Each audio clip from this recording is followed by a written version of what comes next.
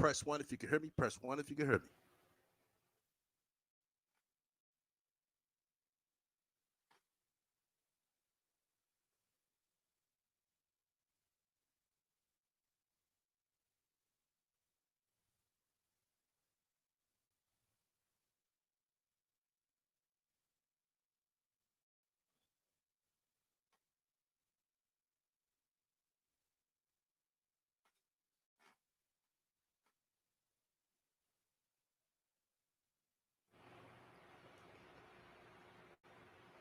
Press one if you can hear me. Press one if you can hear me.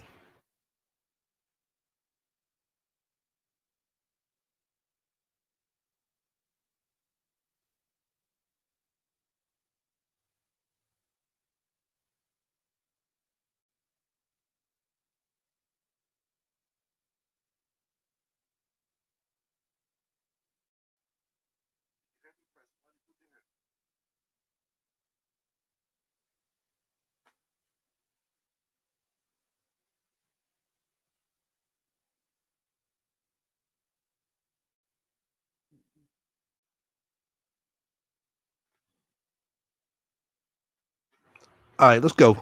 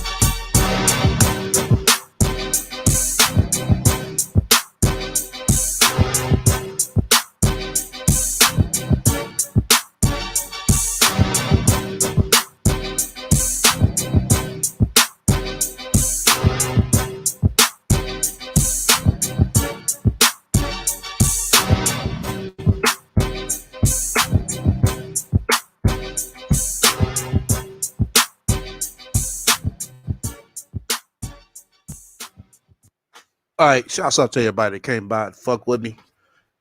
Once again, I do apologize. I was motherfucking tired and straight wore the fuck out yesterday. I couldn't do it, y'all. I couldn't do it. I tried, but I couldn't do it. Also, I was supposed to release my instrumental. Been waiting on the paperwork to get returned back for me for the copyrights. So it's still gonna go on. I'm just waiting for my paperwork to get back to me. The way I, if anybody do grab my shit, you know what I'm saying, I can be able to get paid for it down the line.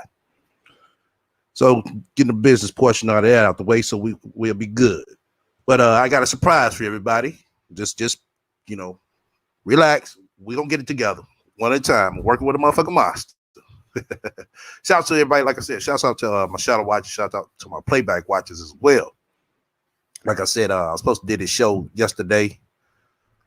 So I said, fuck it, let me go ahead and, get some motherfucking rest. And, everybody understands, especially after I took up this new venture for the last past 2 weeks.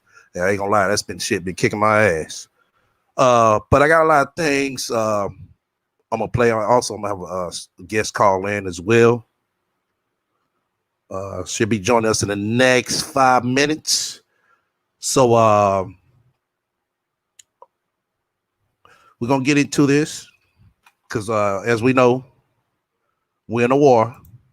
As I stated before. Shouts out to brother Chris Law was on this panel last night. We had a good topic. You know, we all agreed to disagree. You know, as well. Shout out to brother I am who I am, and especially Nurse Joy. She came by and showed some love. Damn, wrong one. Shit, hold up. She came by and showed some love as well as another sister. I can't think of her name off top, but if y'all was there last night, y'all know what I'm talking about. I get her name right. I've been on the panel with her quite a few. I ain't gonna say quite a few times. That's my second time on the panel with her. You know, she a cool sister. You know, like I said, everybody got their own opinions. Okay. First off, it seems that, like I said before, a lot of people is not seeing this as war. You know, if you're not, I don't know what to tell you. I think everybody looks at TV too much to the point where they think war is when the tanks come out and you see one side shooting a missile, the other side got men with guns. No, I mean, war happens in all different types of form and fashion as well.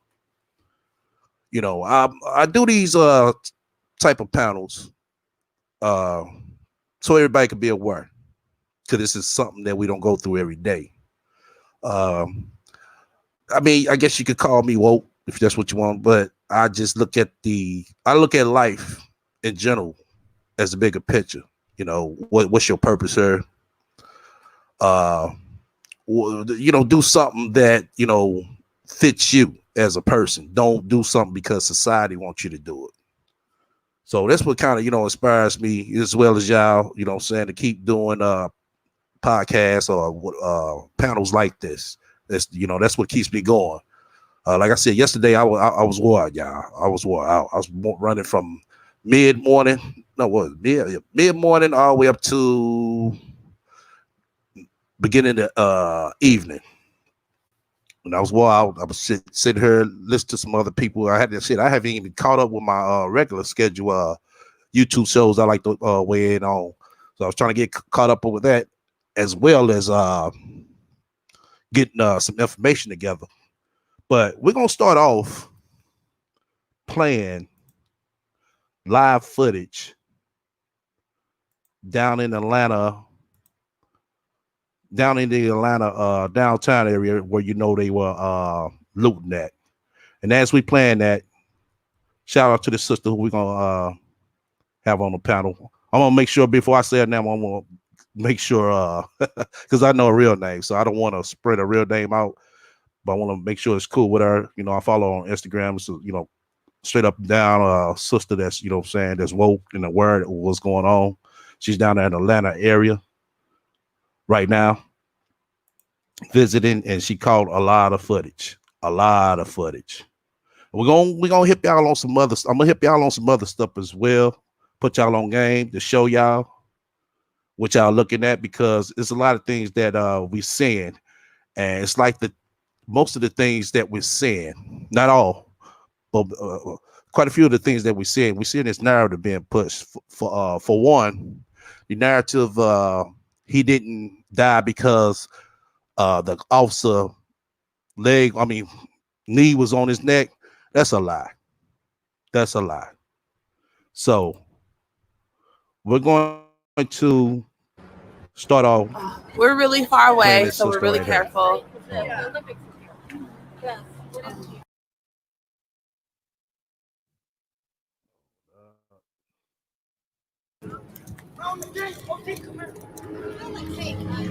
Get it. Look at the name. That's a helicopter.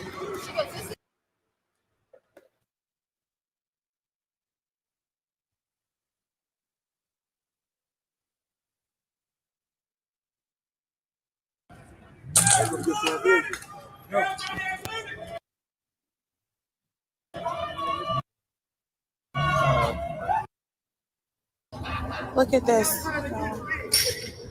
Oh my gosh.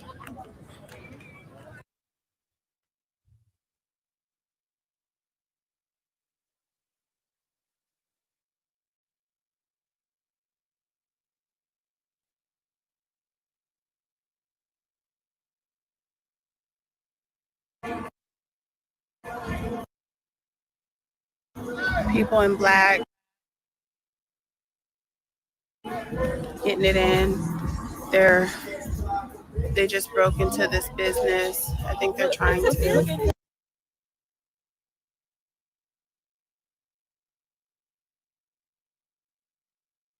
You guys hear that noise? Somebody is breaking the door.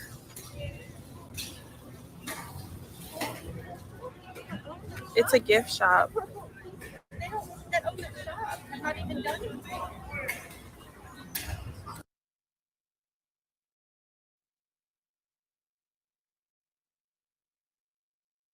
And these guys are just taking pictures in the midst of all that. You see that smoke? But this is really a bomb background, so I feel them. They contributed to the fund of the park. Yeah. So the Olympics could be here. Oh. And then people come back and look for their names. It's like families. Oh, I would have paid for my name to be here. Like, yeah. And So if you like sponsored the Olympics when they were here. Yeah, or something. When were they here? Oh God, it was like 19.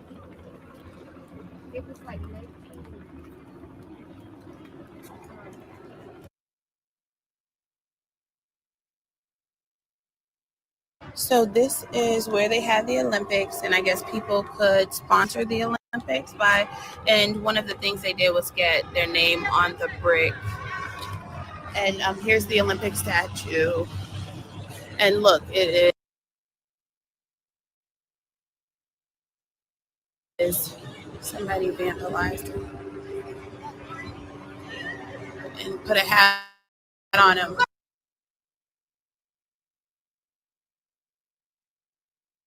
You guys, I just got done running. Well, we just got done running, and I don't really know why, but the police are over here on this side, and all the people are here.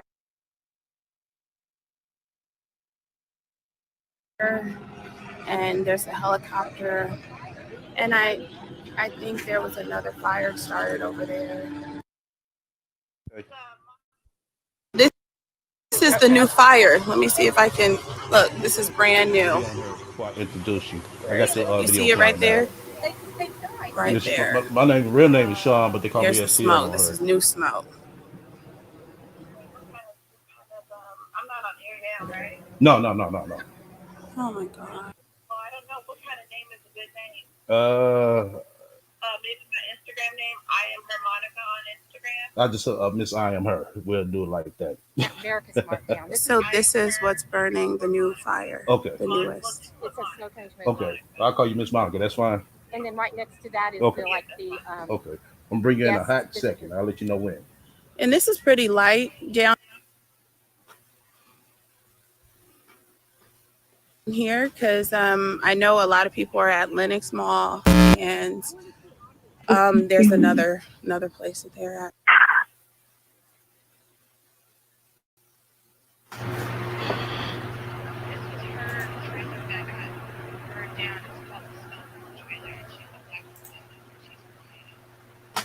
Okay. I got on the line, Miss Monica. She was down in the Atlanta area. So Miss Monica, tell my subs what all you've been seeing as you've been down there.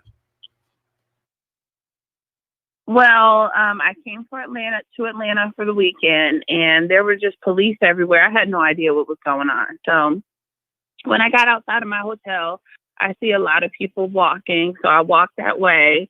And I was there pretty much at the aftermath, and but people were still breaking. I heard breaking glass. I saw breaking glass. I saw someone with a gun, a civilian, a black man with a gun, and I saw a bunch of younger kids. Was it an assault rifle or was it a handgun? I think it was a handgun. Yeah, it was just a handgun. Okay. So, And he was still in his vehicle. okay.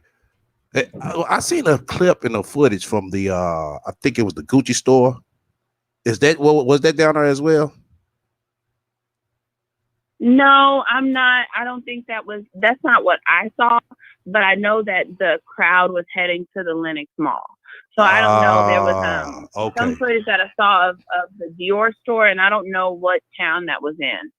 Yeah, but that is not something that I saw. Okay. So yeah, that was down there. That footage is going viral of the young guys trying to break in the Gucci store. Also, the Louis Vuitton store. We did see that one that they got into. I'm gonna try to pull that up as well. So yeah, they raided the Louis Vuitton store for sure. The Gucci store didn't look like they were successful in getting in there. Other than that, has it been? I seen it was a black-owned business. That you tell us a little bit about that. Did you get a chance to talk with that lady?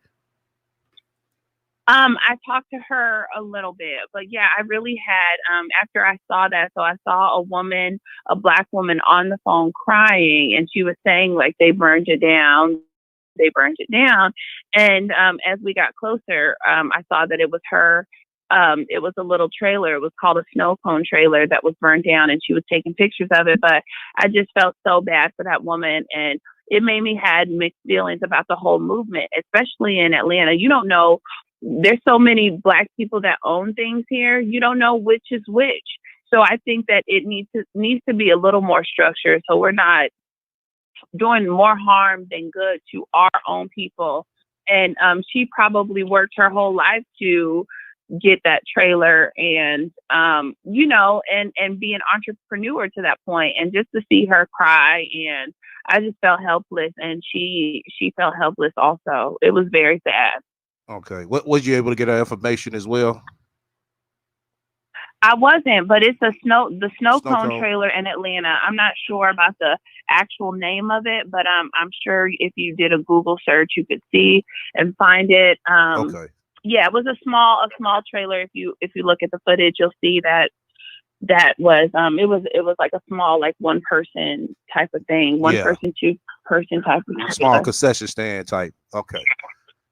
Yep. Okay. Was there Yeah, any it was casualties? really sad to see Was there crying. any casualties? I did not see. No, not that I saw. I did see a bus filled with protesters, the City of Corrections. They were people that were arrested that night. I saw one arrest. It was a white girl that was there for the aftermath, screaming or got mad because the cops were pushing her in another direction, but she was released from custody. So yeah, Wow. I did not Hold see on. anything. She was released from custody?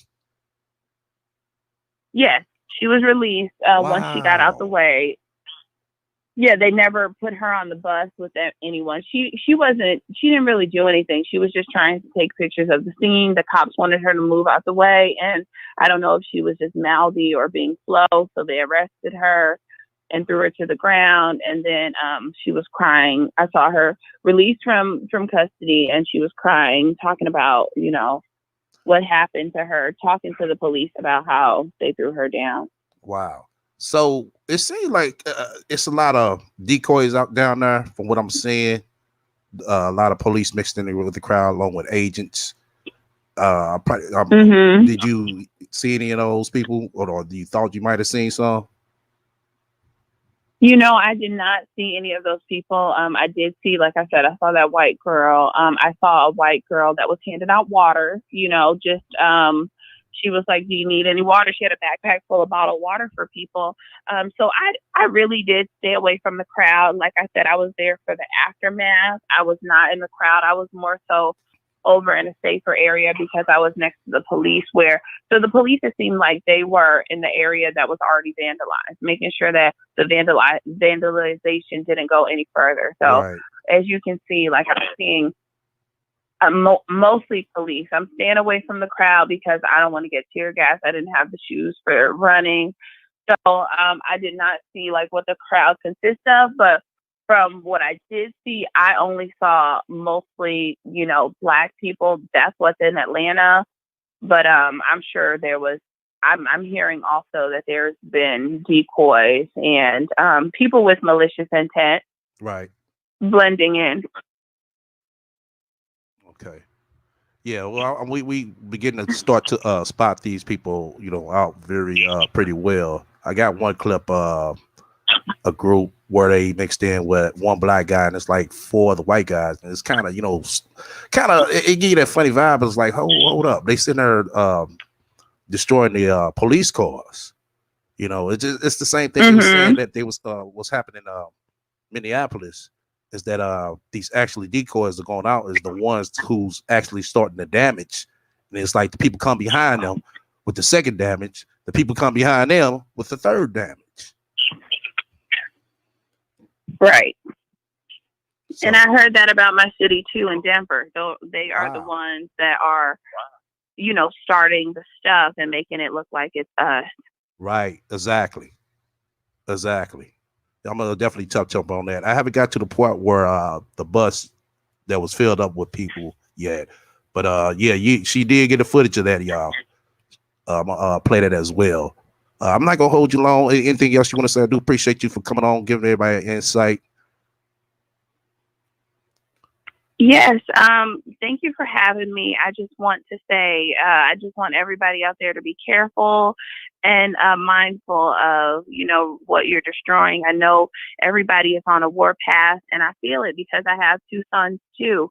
But you don't know if these are Black-owned businesses. Just make sure you're not hurting your own community and people that have worked their whole lives to build a storefront or, a snow cone trailer. Just don't just go at it blindly. Okay. Yeah, I definitely agree with you. Because it seems like to me this is another way to help their gentrification out as well as this new world ordeal that they got going on. Right. Yeah, it's sad. Okay, thank you so much for having me. What is the name of your podcast? STL for you. I'm on YouTube. You catch me on YouTube. Yeah. Okay. Okay. Okay. Well, thank you. You have a good day, and you be careful too, Black man. You too. Okay. Bye-bye. Bye-bye. Okay. You are the. We got Brother Mo up here. Hey, STL. What's going on, Brother Mo? Nothing much. Just coming through. Show some support for you. I know you got a couple things lined up for today. Oh yeah, definitely.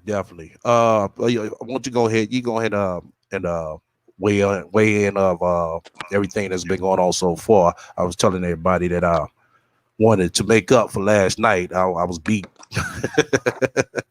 I was beat yesterday after doing my run. I was beat. I couldn't stand up. So okay. Well, I'm just now actually getting back home. So exactly, what have you covered so far? well, we was talking about. I just had a guest with my Instagram because she was down there. I seen it on her live. Matter of fact, I'm gonna finish playing her clips as well. Hold on. And she was weighing in on the things that's going on because she's down in Atlanta visiting. So she was right downtown where everything was happening at. Okay. So okay. I think you are kind of close to the Atlanta area, right? Somewhat nearby. I mean, I'm pretty familiar with what's going on with the state of Georgia, as well as Tennessee. It's not just Atlanta. There's a couple southern states as well: Alabama, Tennessee, Georgia, and some parts of Florida has also began to experience some of the widespread protests that we're seeing this across. I think at this point, I think it's nearly like 13 states where we're seeing some of the protests in. Right. Yeah. But let me ask you this. It seems like I was just telling her and just asking her as well. Do she feel like it's these people that that's actually starting this Then it's like a group behind them come up with the second, wave of the bull. Then you got the third, then that's when you got us basically last. Mm-hmm. Now, let me ask you a question. Are you speaking in terms of the protesters themselves? Well, yeah, that and as well as divided. Well, Oh, looting, okay. basically. The Yeah. looting. Oh, you always have to keep in mind, whenever there's rioting or something like that, the powers that be will also be a part. They'll blend in with what appears to be, the rioters or the protesters or whatever, to kind of escalate things and see if they can, get it to a point to where they're able to accomplish, their agenda. Case in point, that particular officer in Minnesota, there was a Instagram photo that showed him when he was suited and booted in his police uniform.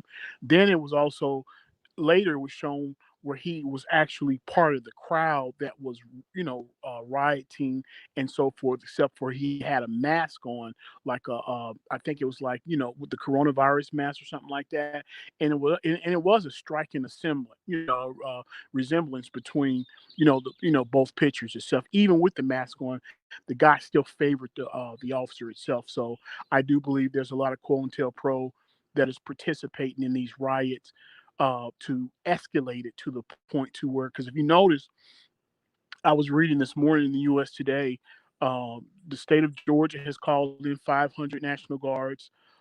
You've got different states. The state of Minnesota, has called in 400 National Guards, and so when we start seeing a mass deployment of, that particular branch, of government, that kind of opens the door for for whatever it is that they're trying to implement at that time.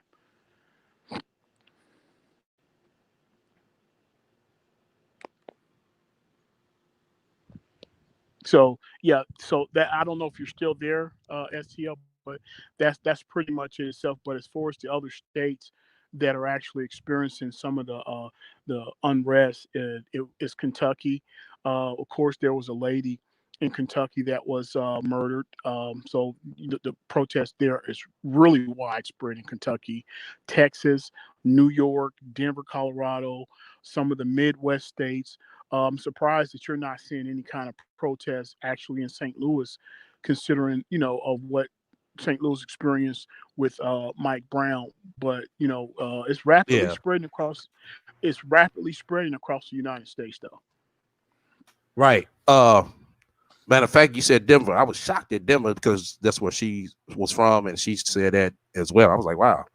Yes, it's like wow. Yeah. So it to me, it's like I said, this is definitely set up, y'all. This is definitely set up. Yeah, and so, some, because think about it. This is what they're saying. Maybe about an hour or two ago, I went on and was listening, because I was listening to a police scanner on YouTube. They have someone were live streaming multiple states at the same time to show the actual protesters, and they were listening to also police scanners, right? So today they're saying that the people that are doing a lot of the looting and burning and stuff like that, that they're coming from other states, right? There's no Right. one. Exactly. There's that, think about what they're saying. So we're saying that people are basically bouncing from one state to the next. You know what I'm saying? Or people are driving from, let's say, down south all the way up to Minnesota. When when you would have to drive through the protests that are in Tennessee, Nashville specifically, you would have to drive through the protests that are in Alabama, the protests that are in Georgia, just to get to Minnesota. When it doesn't make much sense, because you just drove through three states where there are other protests. You understand what I'm saying? So Right. to me, it doesn't make much sense. They're saying that the looters, the ones that are setting everything on front, they're not natives of that state, and this is something Right. that they always say, because they said it during the Rodney King thing, when that was going on. They said this during the incident with Mike Brown. Well, the people that are doing this, I co-signing on that one because I'm gonna tell you right now, most of them people they didn't look like no St. Louis people. I know St. Louis people when I see them. Just like you down in your area, you're gonna know somebody who kind of look like they from there. Once you Okay. get a good glimpse of them. Yeah. Yeah. Yeah. Like I said. Let me say this right quick. Okay. This is what y'all seeing on the screen right now. This is the lady. Her snow cone machine is burning down right there. Uh, if anybody knows that lady, I ain't gonna say no, but know the name of the business. Get the name. When I do the rest for us finding her contact information. There's a black owned business that was burnt down. Go ahead, Mo.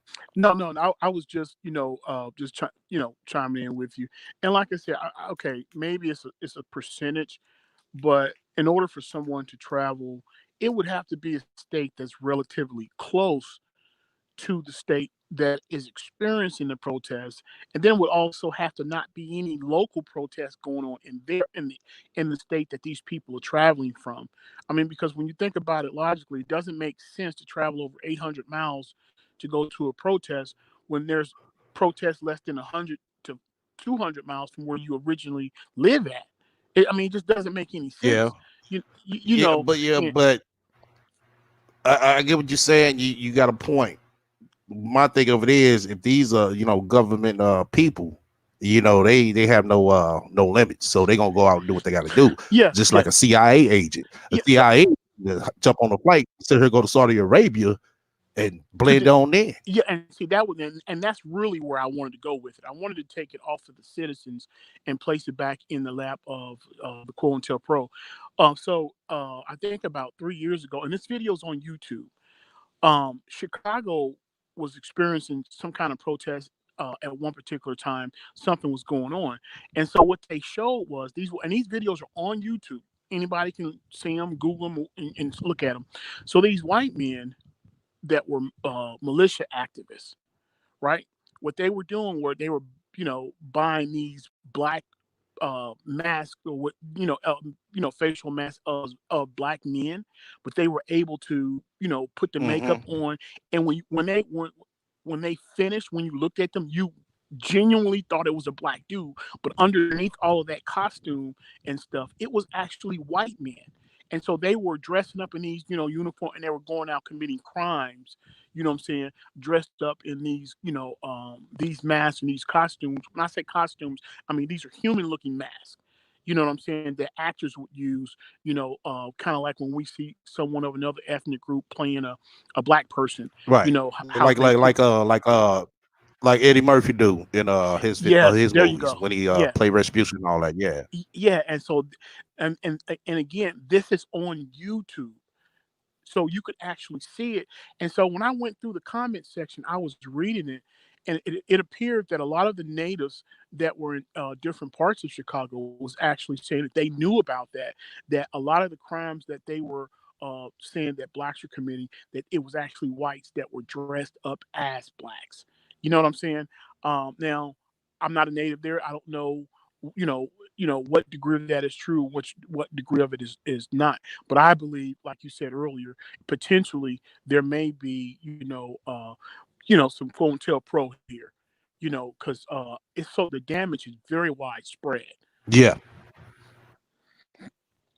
very right. widespread.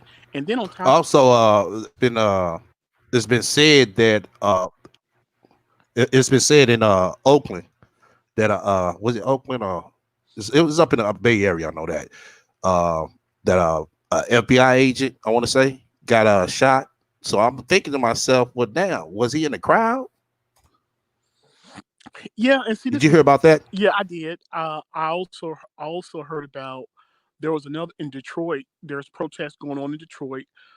Someone died in Detroit. Someone got ran over by a vehicle in San Jose, California. It's just some things that are very questionable because think about it. The person that ran over the people that was in San Jose, they actually managed to get away. And I'm thinking, as big as that crowd was, because I don't know Wow. if you've seen the footage on YouTube when they ran over a person, they were trying to hang a U-turn. It seemed like somebody would have been able because people were running trying to open the door and bust the windows out to pull the person out of the car. You know, person was able to run over some people, got away, and someone, and even there, was also shot. So I'm just kind of thinking, and that it's a little bit more behind the scenes than that we know. Other than, I don't think these are just regular citizens doing this kind of damage to the extent that we're seeing Right. or that we're witnessing. I agree. I agree.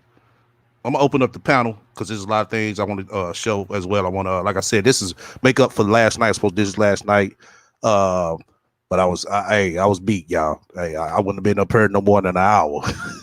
I was beat from yesterday, so that's why I'm doing this today. Like I said, my subs, they fuck with me hard, so I got to, you know what I'm saying, make sure I fuck with y'all hard. My instrumental album is gonna get released. I'm waiting on the paperwork, y'all. That way I know, if it's somebody, download it, they do their thing with it, or whatever the case may be. If it go viral, whatever, I can be able to get my motherfucking funds. But that's gonna get released. Just be patient. Just be patient. I got everybody. I got everybody. Trust me. I got everybody. So there's a lot of things I'm dealing with. Like I said, I started a new venture 2 weeks ago, and that's been kicking my ass. Also, shout out to brother Chris. He in the chat right now. I went on this panel late last night after I got up, and we had a good discussion, a real good discussion. So shout out to our brother Chris. If you don't follow him, basically, you know what I'm saying, go check him out and fuck with him. Okay, go ahead, Mo. Oh no, you're fine. You're fine. I'm actually going to place you on mute for about 3 seconds. I'm going to go get my tablet so I can watch what you're putting on screen while we converse as well. Okay. Yeah. This right here is she was the sister that I follow on Instagram. She was she's down there in Atlanta right now. And she was down there on the outskirts of the mist. She wasn't in it. Like I said, she just visited. And so happened she caught a lot of footage. Earlier I just played. Oh, matter of fact, here go the bus scene right here. That's the bus scene where everybody who they locked up down in downtown Atlanta area. Yeah, they were showing out yesterday. Yeah, they were showing out. Yeah, I know, Chris. I mean, it get like that sometimes. That was good conversation we had, Good conversation we had. Everybody was agreeing to disagree on some things, They was thinking that me and the I am was beefing. Nah, we weren't beefing. We know how to, conversate to where we could agree to disagree, He's trying to get it's points that, I'm saying, he made as well. And I gave him his props on it. He know that. Like I said, y'all, it wouldn't be no panel if we agreed on everything. It would be no panel. Shit, Chris, no, me and him agree and disagree about a lot of shit. You know what I'm saying? Online and behind the scenes as well. So, like I said, it wouldn't be no good panel if, if everybody agreed on everything. So, Moriarty said Atlanta definitely represented. Keisha was mad as fuck at y'all. I don't know who Keisha is. STL.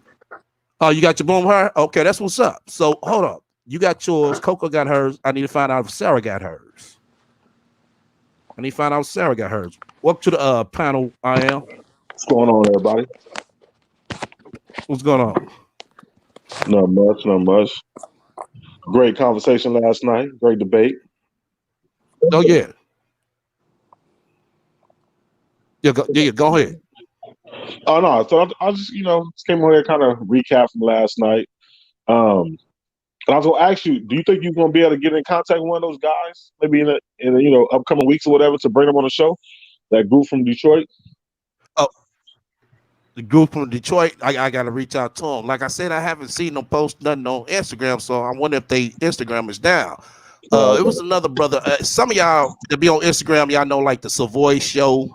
It was another brother. He over here now too as well. Remy Red. Matter of fact, I'm gonna link up with him. He's a good brother. Remy Red. Okay. Matter of fact, they took Remy Red down because I tripped. I was like, damn, I ain't seen him post in a minute. And I tried to go search through my contacts to see if his name was still there. And they took his page. They took his page, y'all. It was another brother. Sorry about that. Okay, yeah. So yeah, they took his page down, and he's putting out the word. I mean, he's putting out the word. He was giving the scoop as well, just like the Savoy Show do. I know much of y'all are pretty familiar with the Savoy Show. I know a couple of people that follow me and on her that a couple of people that heard that follow me on Instagram. I know that a lot of y'all see. Oh, hold on. Yeah. Okay, a couple of y'all that follow me on Instagram. I see a couple of y'all that follow him. So, like I said, with that brother, he posts a lot of stuff to make us aware of what's going on. But just go ahead and put your outtake on the ordeal that's going down in Atlanta. I am. No, but so listen to from everything and you guys speaking about how it's it's a setup and how the black lady lost her business and stuff. That's why I was saying last night that maybe we shouldn't have been out there riding. If we're not out there riding, then we can't be blamed for the stuff that's going on. See, everything that's going on, even though from my eyes and watching the news and watching YouTubes, I see a lot of other races out there, you know what I'm saying, that's heavily setting stuff on fire, destroying stuff. And yeah, we're doing the looting part because hell, the shit is already broke down. Let's go get something. That's our, their mindset. But we're not the one literally out there trashing everything. But the black race is gonna get blamed for it all. You know what I'm saying? So it'll be hard to blame us if we wasn't out there doing the loot. What'd you say? Yeah, can you hear me? Yeah, I can hear you now. Okay. Now what it is, my internet is freezing up over here. This stream, y'all gotta bear with me. It really takes a toll when you try to do other things with it. And, the server is not that great. But I know y'all can hear me. But I was trying to play this video right here to show y'all a good prime example. I don't know if y'all can see it. Hold on. Yeah, look at my shit still a buffering, man. Oh man, come on now.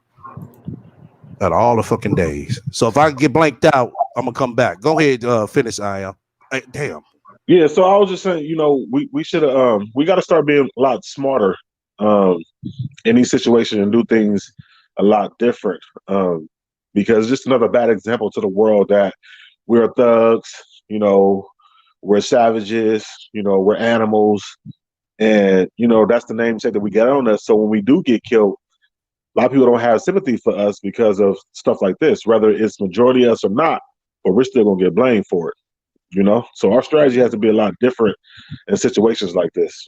I firmly believe that we should have saved all this energy to after the fact, after the if he gets indicted and then go to trial, and then if he gets off, then we start a war on shit like that. But just right now, I don't think it was a good time. The timing was bad to me.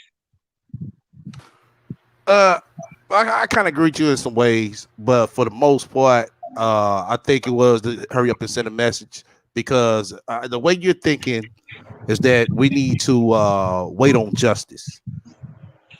Already, we can see that it ain't finna be no justice. This whole thing is a whole setup. That's why I keep on telling you, is it the smoke screen that you're not seeing? Once you clear that smoke, you're gonna see what's real. Right. I get the justice part, but I get that what you're saying. My point is this. So then if he does get off, then we're gonna start up again. What else is there to burn? What else is there to riot? What else? Well, for us burning and all that, I agree with you on that part. That's the part I agree with you on. For us burning for real, we need to start hitting some houses. And then we're gonna protest again if he don't get convicted. I think it should have been a wait, what I'm saying, just a wait and see before all this, because now when if he do go to jail or he do go to court, if he does get off, they're gonna be prepared. The National Guard will already be in these cities and states and everywhere, so it won't be no surprise. You know what I'm saying? We've already played our hand, is what I feel like. And so then now what? So if he gets off, or if he don't get it indicted, then where do we go from there? You said if he gets off, he don't get indicted. Where we go from there? I mean, right. We seriously gonna have to try to find him to send a serious message. That's what we're gonna have to do. You ask me.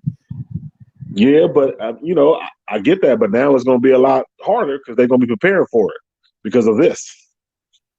Well, they was prepared for this already. That's what I'm trying to tell you. So, and I get that, maybe it was undercover cops out there because I do think that guy with that umbrella, because it wasn't even raining. So why the hell you out there with umbrella, gloves on, and a hammer? You know what I'm saying? Most people was out there in just regular, clothes and stuff. He came to destroy some shit. So I could believe that Right, that's the cop. And I really right, wish those people, instead of just confronting him, asking him a question, I wish they would have surrounded him and tried to yank his mask off his face to identify who he is instead of letting him get away. You know what I'm saying? But, because now it's just all speculation. But once again, if we went out there, they couldn't blame us. So because we out there too, no we matter get blamed what, for it. no matter what, no matter what. I Huh? mean, you got a lot of paid coons as well now. Well, you breaking up. Oh man, yeah. My internet is fucking up. I said you got a lot of paid Hey, coons. Hey, Mo, yeah, let me. hold it down for me. Yeah, Uh, uh, I gotta reset my shit. This is fucking up over here. okay. I am, and I will handle it until you come back. I wanted to. I think I am. I think you're making some great points. Let me ask you a question. What's the one thing that you notice that's missing from all the protests in every state? The one thing I think is missing, Yeah, the obvious thing that you normally see, like when from protests of the past.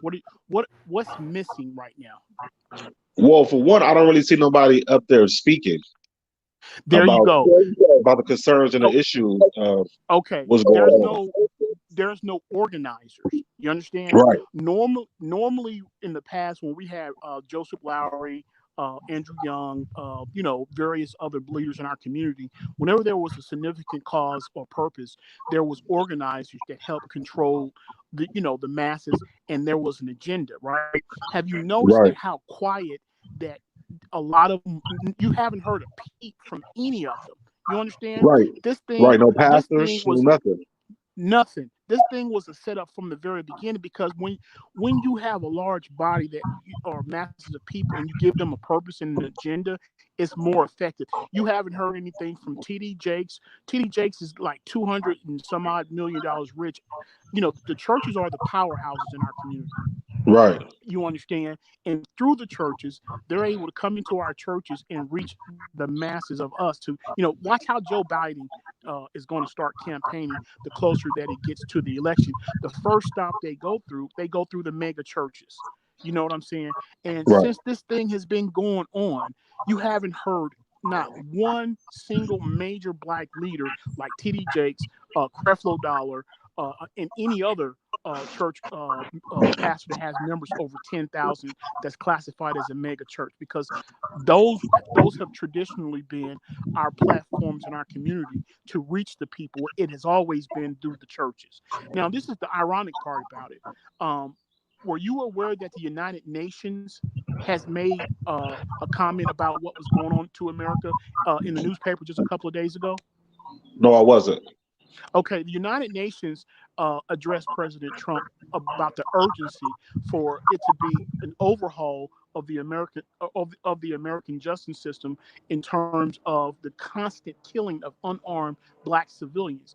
And I just find it ironic that none of our local leaders has not even you don't even hear too many senators or Democrats and Democrat senators or anyone really in Congress that has actually stood up and said, everyone's kind of quiet. You understand? And so it's like when you don't have that icon or that figure to associate with your cause, you look clandestine, like you just rogue.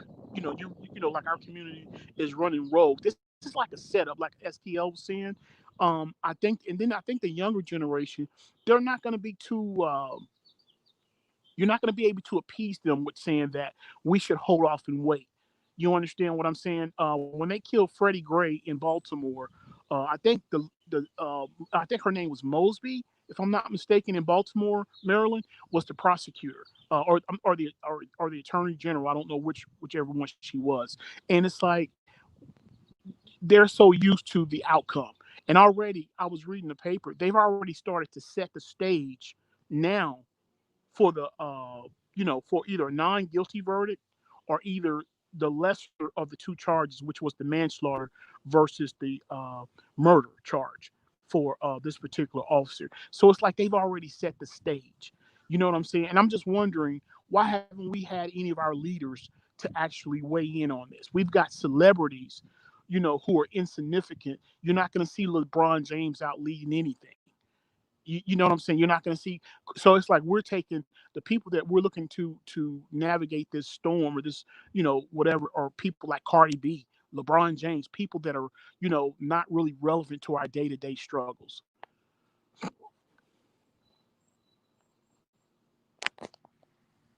No, yeah, I mean that's definitely true.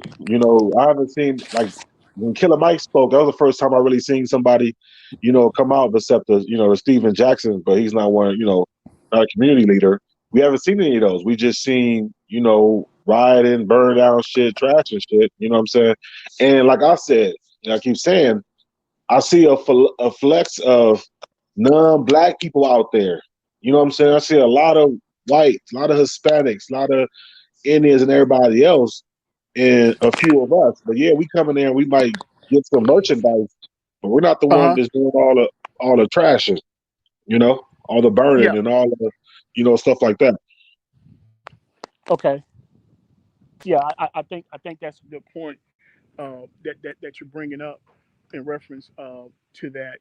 I'm just kind of concerned that even now, to the point that we're at, President Trump had made a comment about when the looting starts, the shooting starts, and you still haven't heard anyone in a relevant position in our community, elected officials, that have really, called him to the carpet on that. So it's like everyone is hands off with us as a community, and the representation that we thought that we should have from the ones that have voted and the ones that we've placed in office, we're not really hearing from them at this, critical moment. Do you think that this also has something to do to try to sweep the coronavirus Yes. situation under the rug and also giving out more stimulus packages, you know what I'm saying, and trying to get people back to work and things like that? Yeah, I think this is a distraction. A lot of times when, even when you look at like some of the world wars that have started, uh, a Great Depression was around the corner, and wars stimulate the economy, right? So whenever something, I don't care what Trump is portraying, this economy's in trouble. Uh, so much so that they have to consider a second stimulus package, right? And so they need a distraction. And this here, I mean, because what I saw when the officer killed the guy was just it was too brazen. It was so brazen that this guy had almost like a nonchalant attitude when he was kneeling on the guy's neck. And I just believe this is something to detract from the coronavirus, and particularly how it's affecting us as a whole in the community as well. I think it's all part of, like STL say, of a larger setup, and I don't think it's, as is, or as it appears on the surface. Okay, so then how do you feel we should handle this going forward then?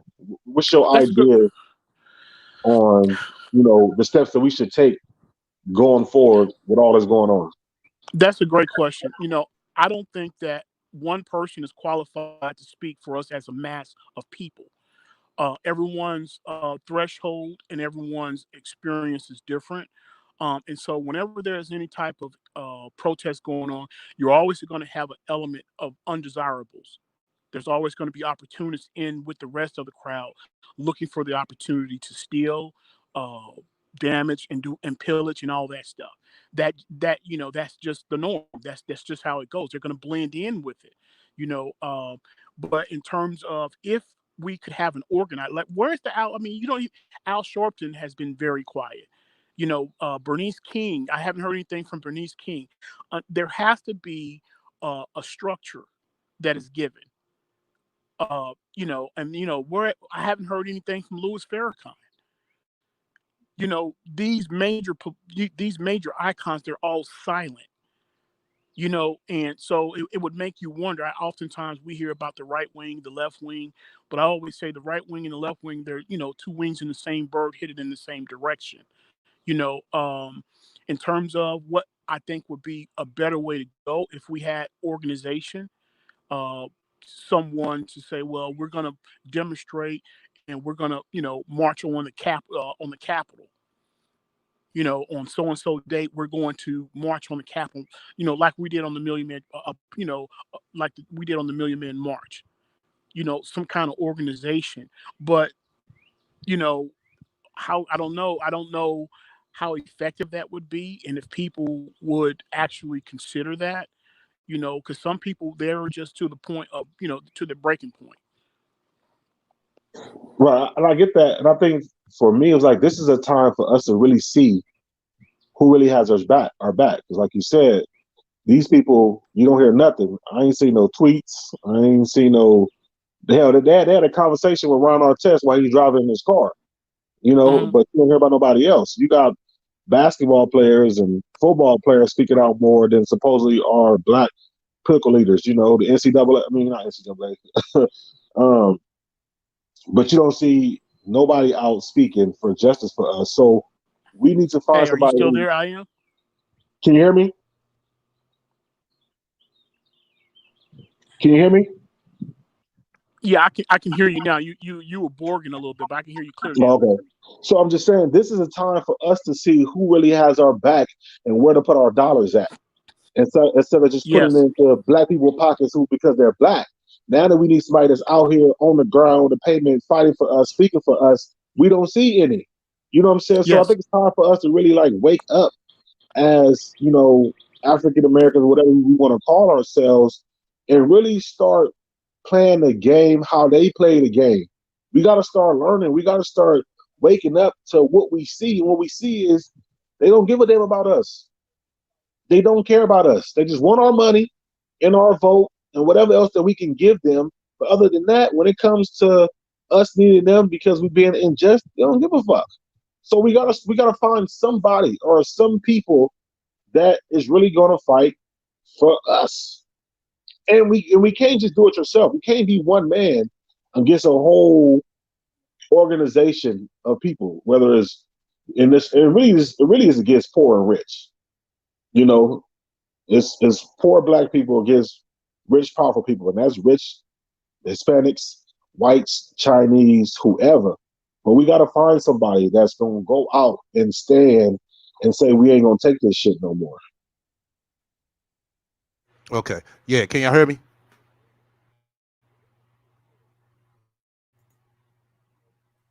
I can hear you, bro. Can y'all hear me? I can hear you. Okay. I guess. Okay. Yeah. Appreciate y'all for holding it down. I'm going to play this little clip right here and basically explain it to y'all. I ain't going to throw the audio in. But this was down in Dallas. Hold on. Let me mute somebody up right quick. Okay.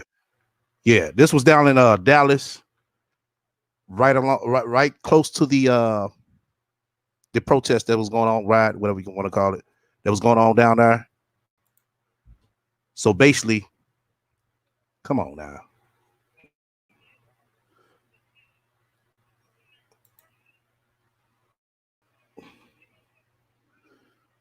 There's a pile of bricks.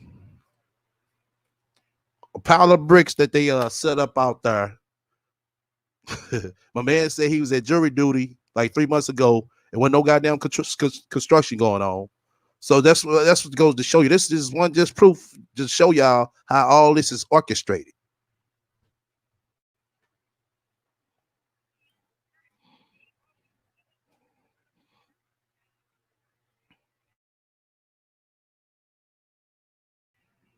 Okay.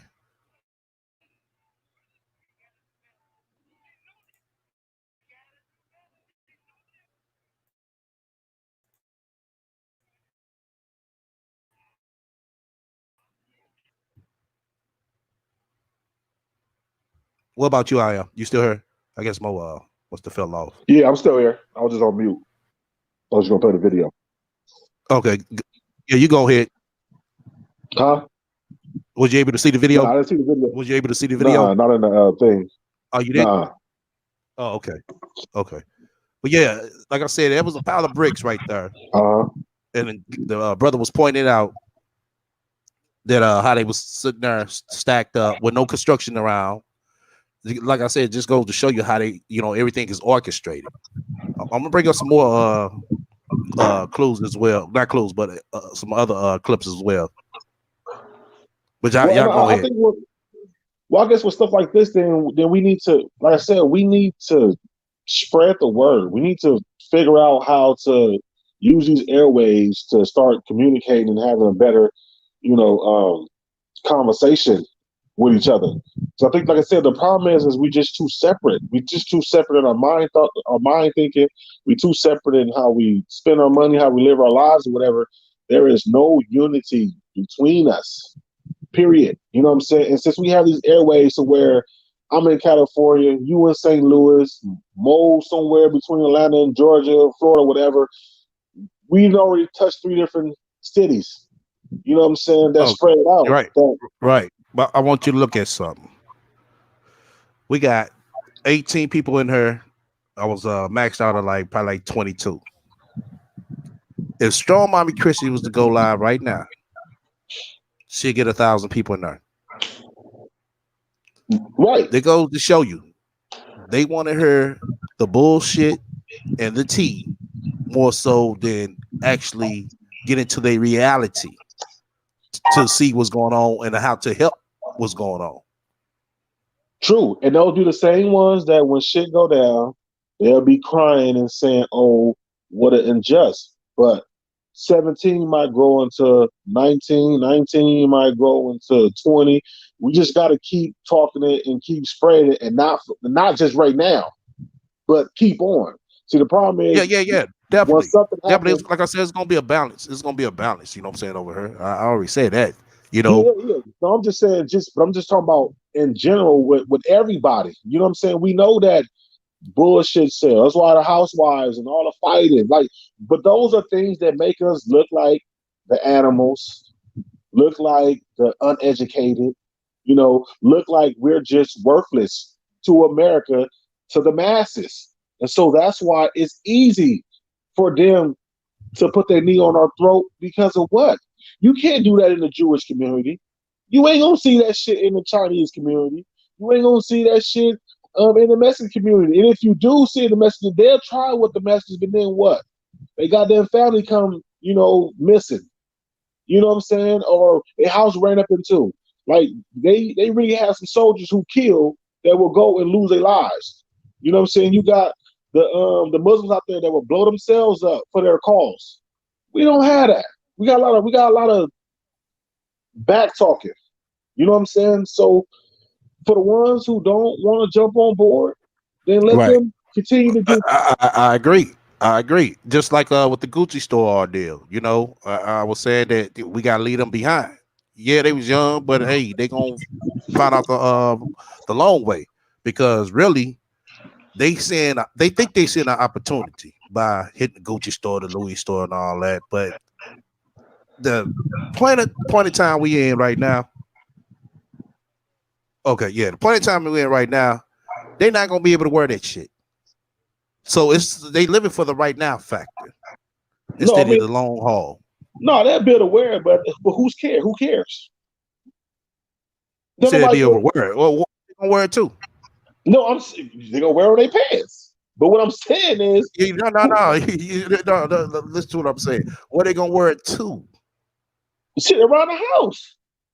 They motherfuckers don't. Well, okay, right. But who they showing off for? Because that's all it is. But it's just a show off. But it's for themselves because they're insecure. You know how many niggas when I was young they would go buy Jordan just to wear them around the house? The same as what we wear. I think so. I think it's more so to hit the skating rink or go to the club, man. That's more than most or anything. Niggas get fresh. Because right now the club's about to be closed down for a nice minute. Listen, niggas get fresh to sit on their front porch. Okay, well, for the most part, what I see, I'm not saying it's not true, but for the most part, of what I see, they wear to step out, to go on a date, to go to the club. That's what I'm saying. But I digress on that. I digress on that part. But basically, like I said, it's not insecurities. Right. I wouldn't say that. I mean, some people, got it like that to where they can get it. That's fine. You know, but like I said, I digress on that point because we could be all day. Yeah. Main thing we need to get on is you know, the position, like I said last night, the position that we in right now. Yeah, the position we're in right now is a one of lost because we don't know what direction we're going in. We got to have a direction. We just out here willy and nilly. You know what I'm saying? And it ain't been getting us nowhere. That's why last night when she brought up that group, well, when she put first, when Chris first put that video of that IC group, and they was all suited and booted in they purple and like a good 500 to 1,000 of them marching down the streets and all that. I'm like, okay, cool. Where are these brothers at? But then when she said, well, they're not gonna move until God tell them to move. I agree with you on that part. That's when we got on board with each other. I agree with you on that part. I even said to myself, I said they look more fashionable than sitting out here doing something. The dudes I showed, they was putting in some work. You seen it. That's not the only video that they put in work on. I could show you like 3 other videos that they didn't shut down on them Arabs and other store owners or anybody else. Oh, matter of fact, shout out to the brothers down in Oklahoma that went to that the wig store, weave store, what the fuck you want to call it, beauty store, and put that motherfucker in check. Yeah. Shout out to them brothers. Them brothers as well. They went out there and they, we need to holler at you. Right. We come to see you. They didn't call. They went up there. Yes, right, we need more brothers like them. I agree. Right, and then she talking about they out doing something. So this is what they was doing. The ones that was in Minnesota, because she wanted to play that video. So my thing is, I seen people out there protesting, shouting, looting, fists up, and they passing out flyers to come join their organization. Exactly. What? That's what? That right there. That's why that's the right. I know. I was like, oh, come on. I already knew what it was. I said this sounds more religious than anything. She like, they out there. They out there trying to get members for they memberships. No, we need some brothers just pulling up with some motherfucking straps. Right, to wait on Jesus to say move. It's been 2,000 years. He ain't said move yet. He ain't came back. Right. Come on, man. I agree with you. I agree with you 100% on that. You know what I'm saying? I agree with you 100%. I mean, that's what stay here to defend herself again. Hopefully, you know what I'm saying, she might come by one day. But it was a wild one. But damn, I was just trying to chime in more. I guess he having problems. This StreamYard. Hey Mo, this what I'm gonna do. Cause I see you having problems. But the thing of it is, Mo, I am ain't gonna be able to hold on. I am gonna be able to hear you, but you ain't gonna be able to talk back to him. That's gonna be the problem if I give you the call-in number. Yeah, I guess he's still having problems. Well, no, if you do that, then I could just mute up on my phone and then listen to him on my tablet, and then you go back and forth. Yeah, because I know his don't be acting right sometimes on the StreamYard. Yeah, say something, Mo. Hold on, let me do this. Mo, say something.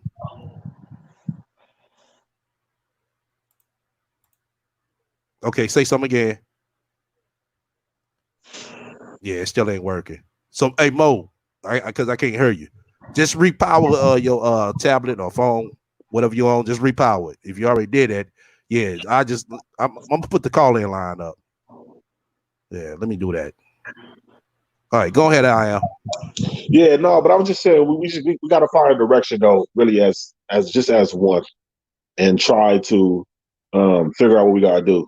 You know what I'm saying? And just be on one accord, because if not, it's gonna continue to happen every 2-3 months. You know what I'm saying? Especially during election time and voting time and all that. You know what I'm saying? Or when, some shit that the government can't got a black eye on, they use us as a scapegoat to take, the world image off of that. Because I really think that, she said as a smokescreen, then it got to be from this coronavirus and how Donald Trump failed to, act appropriately so this shit won't spread the way it is, and all the money that it's costing, and all the people that pretty much about to lose their houses and shit, you know what I'm saying? They can't pay their rent and and bills and all that. So let's go on and start a race war, or let's go on and have the black people up and whatever. And we want to, because we ain't talking about the coronavirus in the past week. This didn't trumped all that. Right, You know right. what I'm saying? So, Once again, that's why I said don't look at the media. They controlling you. You're gonna forget yeah. all about it. They gonna come up in another week. Oh, the coronavirus. Oh, they got a cure for it. Right. That's what it's gonna be. That's what Or it's gonna even be. right, or even the fact that if there's more coronavirus cases, oh well, these people was out there looting and rioting, they was all next to each other, and that's why they got it. You know what I'm saying? So, you know, we just got to start being, everybody punching bag. You know what I'm saying? Or they use us just to be their scapegoats. We got to figure it out, because if not, just go and live your day-to-day life and just say fuck it, another one dead. Who wants to live like that though? Okay, I don't know if this look blurry on y'all end. Like I said, this StreamYard, y'all, is some straight bullshit. But we're gonna do the best we can. We're gonna keep on with the show. Now, what I'm showing, hold on, let me turn this down. I got so much going on over here, y'all. It's pathetic. What I'm showing right here on the left hand side of the screen is Officer Muhammad Noor. He's the one that accidentally shot the white lady up there in Minnesota. Okay. He accidentally shot the white lady. Hold on. Somebody just came up. Hold up. Okay. Go live your day-to-day life and just say fuck Okay. another one dead. Can you hear me now? Yeah, we hearing the playback. Yeah, we hearing the playback. Okay. Okay.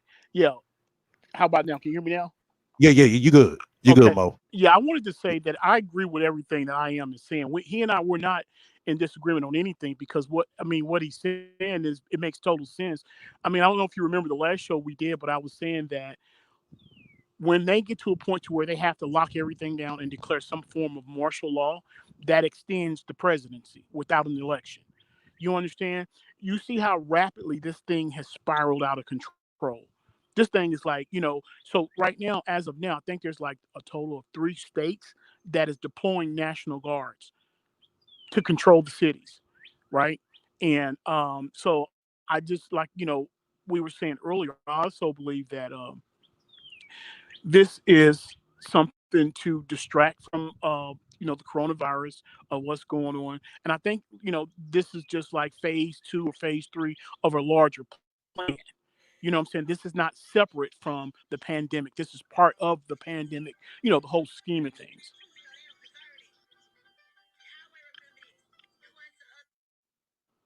Okay. I just got a video. Damn, what's her name? Tiny best friend. Yes. Yeah, she over there cooning like a motherfucker, man. Over there crying and everything. Talking the police. The Atlanta police ain't did nothing to nobody. I might play it if I can. But I was stating this picture, this post I got up right here. It's showing Officer Muhammad Noor. Basically he accidentally shot the white lady. Justine Diamond. Yeah, y'all can look this up. I know you probably remember that, Mo. I do. Uh, I do. okay. He literally feared for his life. Okay, the reaction. White cops arrested him the same day. Now that's the same police station. The same police percent area, whatever you want to call it. The same DA, all that. Well, not the same DA, but the same judicial system as Officer Derrick. So, hold on, let me mute somebody up. I'll mute up. Okay. I'm gonna mute you up too, Mo. Anytime you ready to chime in, just let me know. Or just unmute. Okay. So basically, they arrested him the same day. White cops distance themselves from him. Charged with murder, 13-year sentence. On the right hand side, we got Officer Derrick. Maliciously tortured and murdered a black man. The reaction was white cops rally around and defending him. No arrest to date. Okay, go ahead, Mo.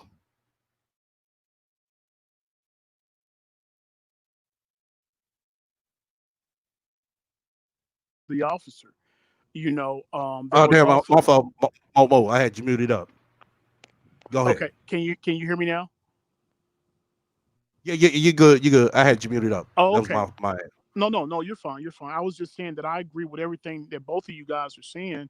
I don't know if you remember, there was another case where they had a no-knock warrant and they kicked in this grandmother's door who was babysitting her 8-year-old, and the officers entered in and they shot this 8-year-old.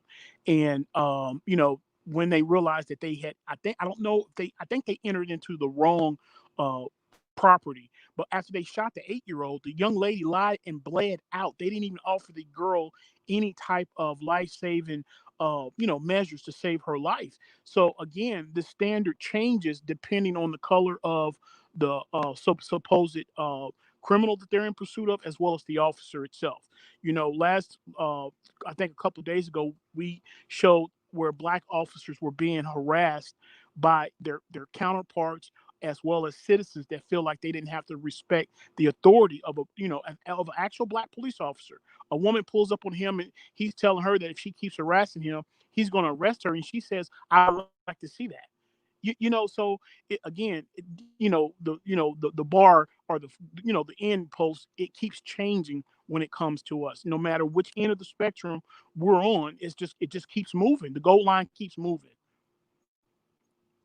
Right, and to piggyback on that home, well, not home invasion, but that warrant because the little girl, that guy was tried 3 times and got acquitted on all three. Of the last one, it was a black lady who said we're not going to try him again. Yes. So for killing that black girl, and and the grandmother was just sad, just broken. But we see a lot of these cases. It's happening every day. You know what I'm Yes. saying?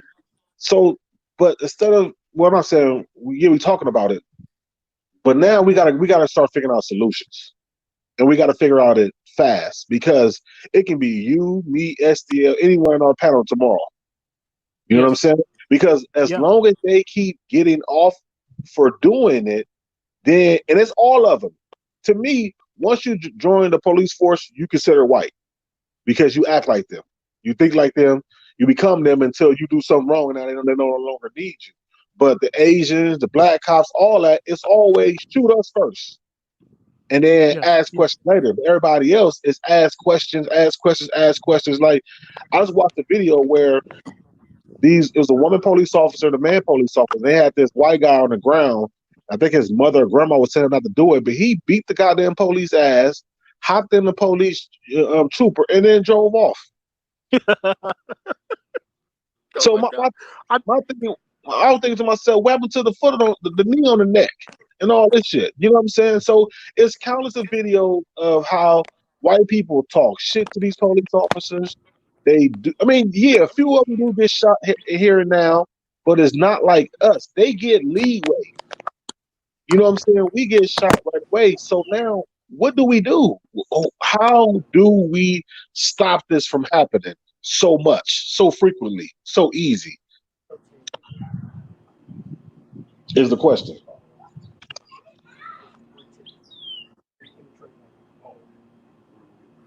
Go ahead, Mo. Yeah. Hold on. I guess he. hey, SL, can you hear Yeah. me? Yeah. Go ahead. Okay. Yeah, yeah. Again, excellent points that are being made. I guess case in point is, when we saw what happened to Freddie Gray. I was reading the article about when Freddie Gray was being transported. They said he was shackled of ankles and wrists, but he was not fastened down when he got inside the paddy wagon. So they said that the cause of his death was they coined the phrase high degree, meaning for I don't even know what that means. I've never even heard that before. You understand?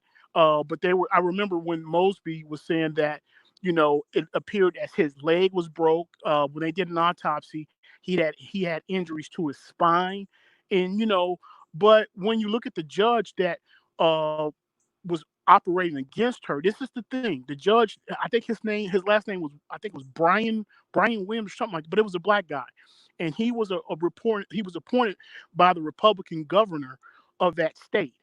And he was the one that was operating against Mosby when she was trying to render justice for the killing of Freddie Gray. And to this day, every single one of those officers were acquitted. Not no type of conviction or anything for this man dying. And so often we hear, like now, I was reading the paper. They were talking about the cause of death for Floyd, George Floyd was, well, they said, well, possibly heart, pre-existing conditions Right. as a heart. I'm so sick. It's always, well, you had a Yeah, exactly. And more on top of that, think about they came up with an autopsy that motherfucking quick. Okay, but see, listen now. Crump is representing the defense. So this is what Crump did. Crump is actually, he has sequestered a top autopsy specialist from New York City, and he's a private because he says that he knows that if you're dealing with the company that performs the autopsy for the local government, those reports are going to come back supporting whatever the officers said and whatever the state is saying. So he is saying that he's going to have a private doctor perform an autopsy to find out what really happened. There's no way that you can place a knee on someone's neck for nearly 9 minutes and tell me that that's not the cause of death. There was someone that I was speaking to that knew the name of the bone in the throat that was crushed from the weight of this guy, and the way they explained it was that it takes a long time, close to 9 minutes to kill a person when you strangle them. You know what I'm saying? And and I was blown away that, and this was, another supporter of yours that had made me aware of that. I just found that to be, so it's almost like this guy knew exactly what he was doing. He knew that the Right. end result was going to be, some type of suffocation or strangle. I wouldn't say he wasn't strangled, but I believe he was suffocated to a degree where he may have had. So they said, well, if he was talking, he was breathing. But the question is, was it enough air Right. going in to sustain, the operation of his organs, his body, his brain? This is just beyond reasoning in terms of what I am is saying But that I'm trying to tell you, he suffocated to the point where blood came out of his nose. So that goes to tell you that his vessels in his nose just shot out. I mean, just they exploded. ruptured. They Right. ruptured. Yeah, they ruptured. He pissed on himself. People. It depends on how. Even in like a car accident. If that car accident is so fatal, that motherfucker can shoot the piss out your ass. Mm. He pissed on himself, y'all. So I have a question to both of y'all. Do everything that's going on and all the protesting for this guy and protesting for other black people that's been killed, do you really think that black people really won't change? That's a good question, and I think some of us want change, and I think some of us want change until they realize there's a cost for it. Okay. You understand what I'm saying? So Yeah. earlier I made a comment that there were no notable black leaders on the ground in any state. I'm not talking about people that are local in your local cities, because it has to be someone that everyone knows, because that's how you control the masses. I'm not talking about local grassroots organizations, because they may be on the ground, but they're not they're not known. You Yeah, they're not understand? nationwide. Yeah, they're not. So whoever gets involved, it has to be a national figure to control the bodies. And so this is the thing with our people. We'll give lip service, we'll pay homage until but then as soon as the newest pair of Nikes come out, uh, or when the second stimulus package come out, we'll forget all about what's happening until it happens Until again. And then next they'll time. do something. Yeah, and then they'll do something again to pacify us. They may come out with a new chicken sandwich. You know what I'm saying? When that Popeye's chicken sandwich came out, it's like we forgot that we had social ills. We were some of the most reckless, bizarre people craving a sandwich from Popeyes. You would have thought that chicken sandwich was, battered in gold or something. You know what I'm saying? So it's like we are an emotional people, and a lot of times the solutions that we seek are short term. I think that as a people, I think we've almost completely given up hope of a complete long-term solution, because this yoke of bondage has been so heavy upon us for a very long time in this country. So I think Well, go let ahead. me ask this. So, Lyrica Parker said, "Why wouldn't black people want to change? Who wants to be discriminated because of of their skin color? Because their skin is dark." And I would say to this is that if we really want to change so bad, collectively, we will be doing it, because Yes, it's 400 years of the same shit. It ain't changed. People say, "Oh, because we're not enslaved." We still are in slavery. Like, just because you got some people in the NBA or you got celebrities and all that, you got a good job, that's just equal to you being a house nigga. You being in the house, being able to eat, and be a servant compared to the people outside. To me, I just think it's a different form of slavery, but we're still in slavery to them, because we don't have our own banks, we don't have our own hospitals, we don't have our own grocery stores, we don't have our own just communities that are I, just ours. Yeah, I hear about, oh, well, you got some black communities up in Florida, and you got a sprinkle here in Mississippi, but can we all go move there? Will they all accept us to move in their communities and stay there? Hell no. So where is the no. national wide of African Americans as a whole, as a power, what I'm saying, a power race like all these other races are, or nationalities are. We don't have that. So no, I don't think that we all won't change, because we're not all trying to bond together to have change. Yes, and let me add on to that. I think that's a good question that Lyric asked, and is a great point you made. So this is the thing. When I say that, what I said in terms of we want change until we realize that there's work involved. Change is not going to come by osmosis, or by us just simply sitting down wishing for it. When we were in Rosewood, or when Black Wall Street was booming, we had scholars. We controlled our own infrastructures. There was work that was done to that enabled us to be in a position to control, our environment. When on average we don't control even the neighborhoods that we live in our own communities, whether it's the south side, the west side, or the east side. We don't control those neighborhoods. We're unable to control who is in that neighborhood selling drugs. You know what I'm saying? At some point we will have to begin to clean our own house. I remember when Dr. Khalid Muhammad was alive, and I used to always hear him say that when we get to a certain point, we got to be ready to remove the Pookies and the Ray Rays from the street corners ourselves. We cannot rely on our enemy to do that. You understand? And so a lot of the social ills that we have in our communities, it's gonna have to be us to resolve it. And I'm not saying that means violence, but Exactly. Yeah. if it's no more than us going to them, it's like, listen, brother, I've been watching you for 3 years. You've been peddling poison. It's time to stop now.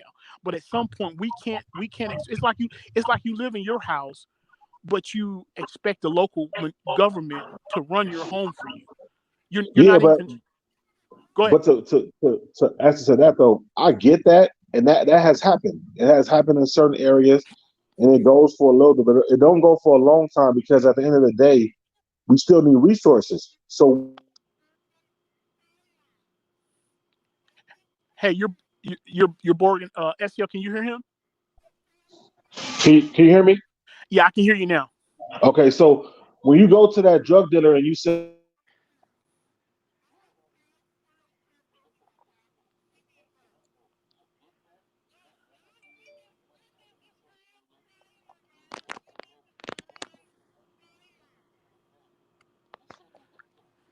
Hello. their business and sell and stuff. So that's why we still have drug dealing and pimping and No, hoeing no, and no, all. hold on. That was my fault, y'all. That was my fault. Okay. Yeah, I had muted him up because I had my headphones off and I was trying to do all this over here, so I didn't know he was talking.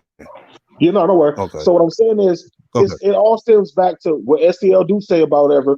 We gotta have a resource base, so we are putting money into these people. We giving them jobs to where they can make money to get the things they want in life.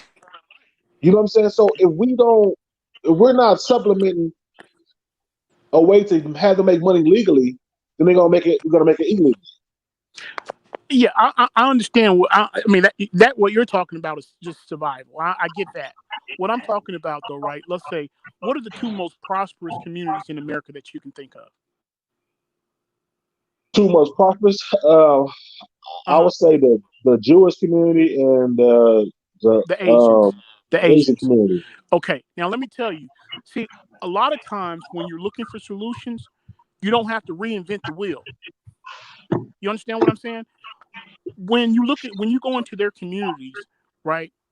There's nobody that is per se giving them resources. They control their infrastructure, right? And let me give you an example. Do you know how many times when like if they're working for corporate America, do you know how many times $1 circulates within the Jewish or the Asian community before it's Probably actually before it comes out of their community and go into the mainstream? probably through 5 or 6 families. 12 times. Okay.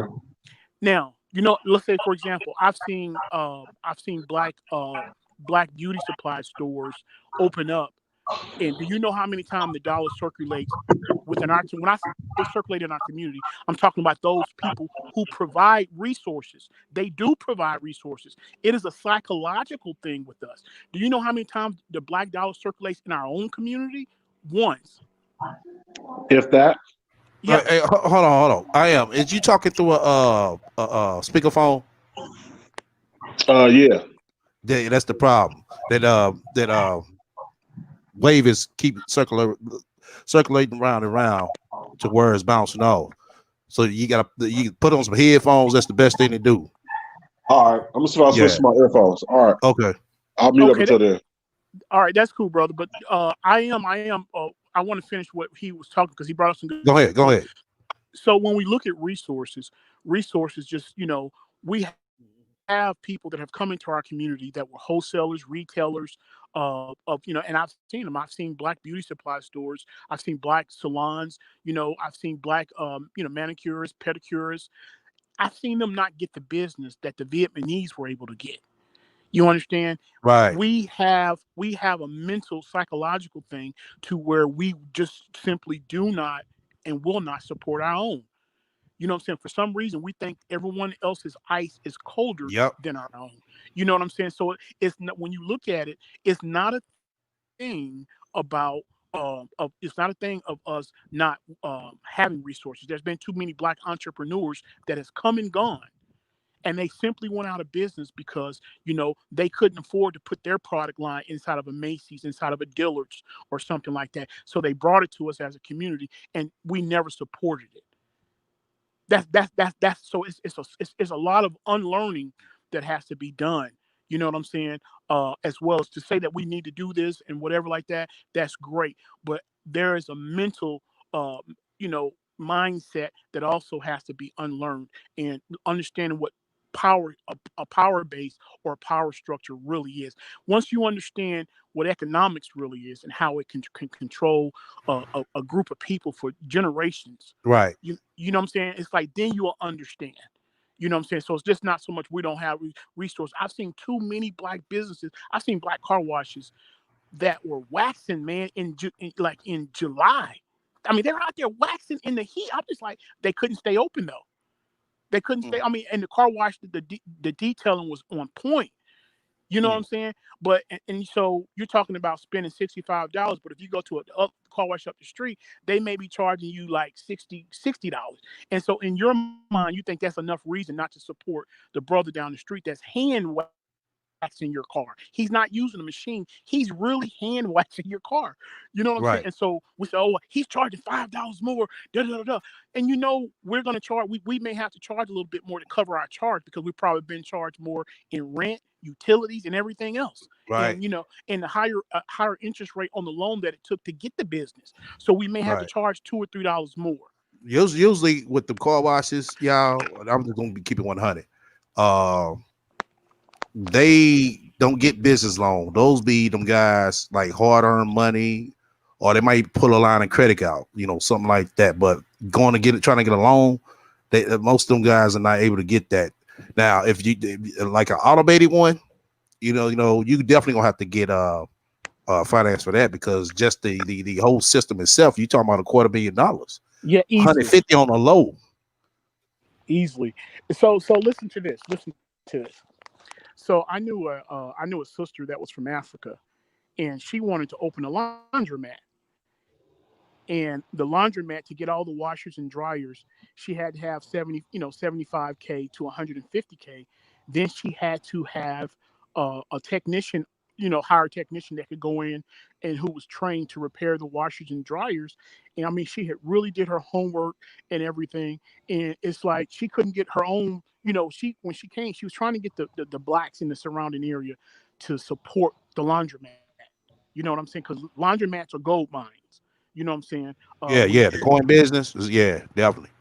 Yeah, it's a gold mine, but she couldn't maintain it, because it's like people, what I'm saying, knew that a black woman owned it, but they would prefer to go up the street to wash and fold, with the older equipment, charging you $1.25 to dry your clothes, and you got to keep putting coins in because the timer only goes for like 7 minutes, and so they're gonna Oh, nickel and dime you to death on a yep, dryer. yep, yep. You, That's where they you, make their you, money at because you gotta get your yeah, clothes dry. yeah. So and Even again, when like Well, it says, even when it says free dry, what they hit you on is the washer. So instead of you yes, paying the regular 250, you finna pay like an extra buck, on yeah, top of that. That's gonna cover that dry. yeah, can you hear me? Is yeah, that better? Yeah, you good. yeah. That's a lot better, Okay. bro. We can hear you. But that's why I say we have to start off with unity. You know what I'm saying? And start going into try to go into more of a co-op business when everybody's investing equal shares and getting equal shares out of it. Maybe stop trying to own it by yourself instead of just one person owning it. Maybe 10 of us own it, and we all put in equal shares. And then we might not make the money off the first one, but then if we start, chaining our business and having one here and one here and one here, then now we're all making money. Because the problem is we're trying to get rich quick by ourselves, and then going to the bank and getting loans, either getting denied or getting a high ass interest on it when we could borrow from each other. You know what I'm saying? And then that way we're spending our own money, having our own money, and we can grow our own money. But Well, we're not once gonna again, have these things in our business. once again, Well, I didn't stated that before. Most black people are looking for the right now factor. Not all, but most of them looking for the right now factor. Oh, when I'm gonna get my money back. Then on top of that, as I stated before, we never put nothing down on paperwork. right. Yeah, yeah, you're right. That's true. No, I mean it's just a good concept, but and like I said, you go into your neighborhood, but it has to be a community. It just can't be 4 or 5 people. It has to be everybody has to buy in. Yeah, you're right. That's Everybody what has to everybody have to buy do. in for But one common goal. we don't we it's not taught to. Well, let me put it like this. It's not teach The, either. well, no, it has to be taught. That way you can be able to get the concept of it. Uh, Yes, I and would say anything, any person that was like late '80s on up. Not all of them, but majority of them. It's like the more the generation is coming, those is like it's less and less than being taught. When it's to the point where, like I said, everybody relies on the system. Like I said last night, and I had an argument with somebody in the chat. They told me, "Oh, no, we don't rely on the system." Yes, you do. yeah, they do. Everybody relies on the system. Yes, That's not just to say that you get welfare. It's to say that when you wait on your check, you wait on the company to cut your check. You're not cutting yourself a check. The company is. So you basically waiting on the system. That's the part of the system. Now, I think if we was to have our own system, our own logistic company, our own airline company, which we have had all of them. Like I said, I found this out a couple of years ago that it was a black-owned airline down in Atlanta called Atlanta Airlines. Am I right, Mo? yeah, yeah. There was a Black-owned. couple. There were a couple of black investors. Also, what people don't know, with some of those second and third tier airline companies, a lot of those major investors were black investors because when they were trying to get to start their own, and when they required investors to invest in them, they couldn't get it. Meaning, let's say, for example, I think in the state of Georgia, when I think was it Clark Atlanta? I think it was Clark Atlanta, if I'm not, or Morris Brown. It was one of those two, Clark or Morris Brown, when they got into financial trouble. Out of all the black athletes that was in that state of Georgia, they couldn't get someone to donate. I think they only needed like $1 to $2 million. Now, for someone who is making $47 million a year, and you know that this is a HBCU, you would have thought that you would have been front and center. I mean, they've got some serious icons in Atlanta. Dupree was in Atlanta. Well, I don't, I don't live in Atlanta, but I think Jermaine Dupree is still in Atlanta. And Atlanta's considered like the quote unquote the Black Hollywood, if you will.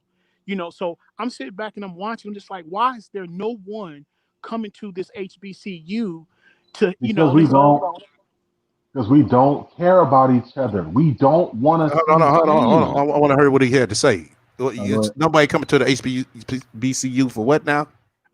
When the HBCU, they were in trouble financially.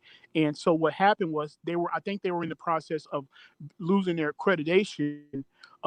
So what came out, I think they went in, they got audited, and they were saying that they had problems managing their money.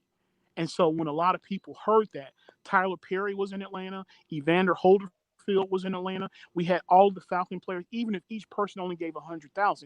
And so I don't know how they got the money, but it was very tough for this particular school to generate what they needed to keep the school from losing its accreditation. And it made me wonder, you know what I'm saying? Like, there's nobody with all this black wealth that is supposedly in Atlanta. No one is coming to the aid of this particular HBCU. And so to me, the HBCU represents our future, because this is where our young ones go. This is where they're taught, they're learned to come out and make a difference in society. And so, everyone says, well, we shouldn't be, looking for a handout. We're not looking for a handout if you're asking it for your own people, for your people. That's not a handout. That's a hand up. You know what I'm saying? Because it's for us, and you know what I'm saying, it's going to be by us, because these are our young youth here in the center.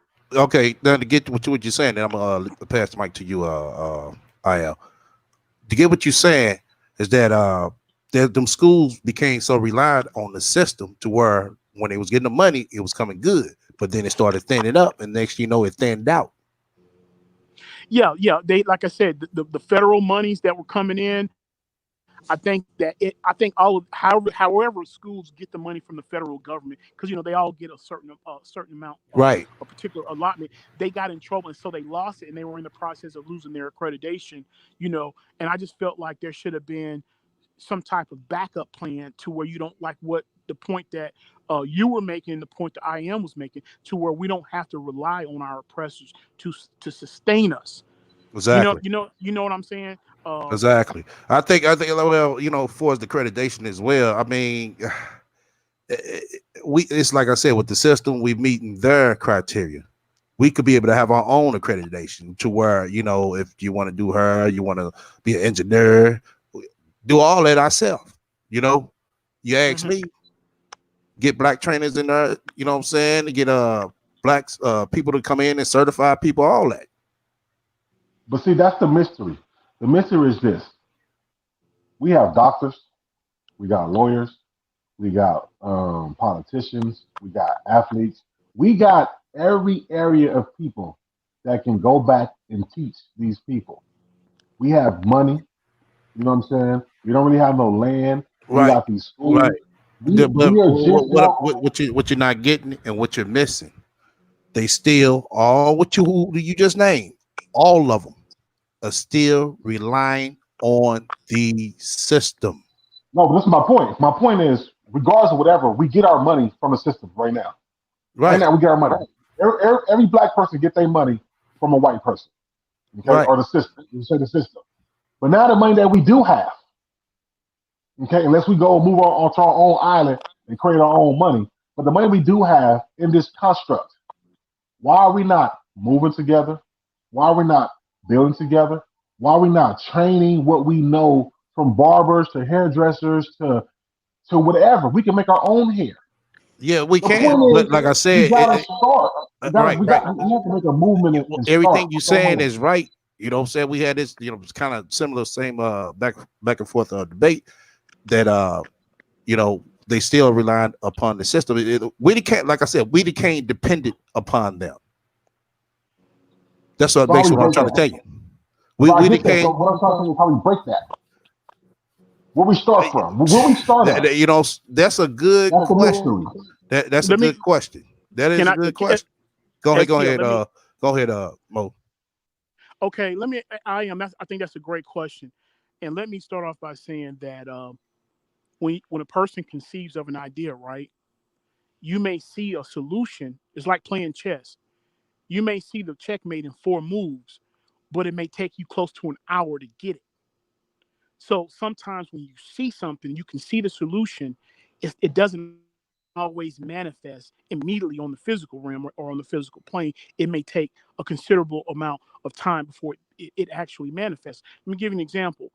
When you go to a state park like Yellowstone, right? What is one of the main, or even if you go into like, Roanoke, Virginia, you go into the Blue Ridge Mountains where they've got these cabins and stuff. What is the main thing they tell you do not do when you get there?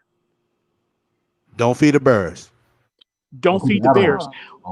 Yeah.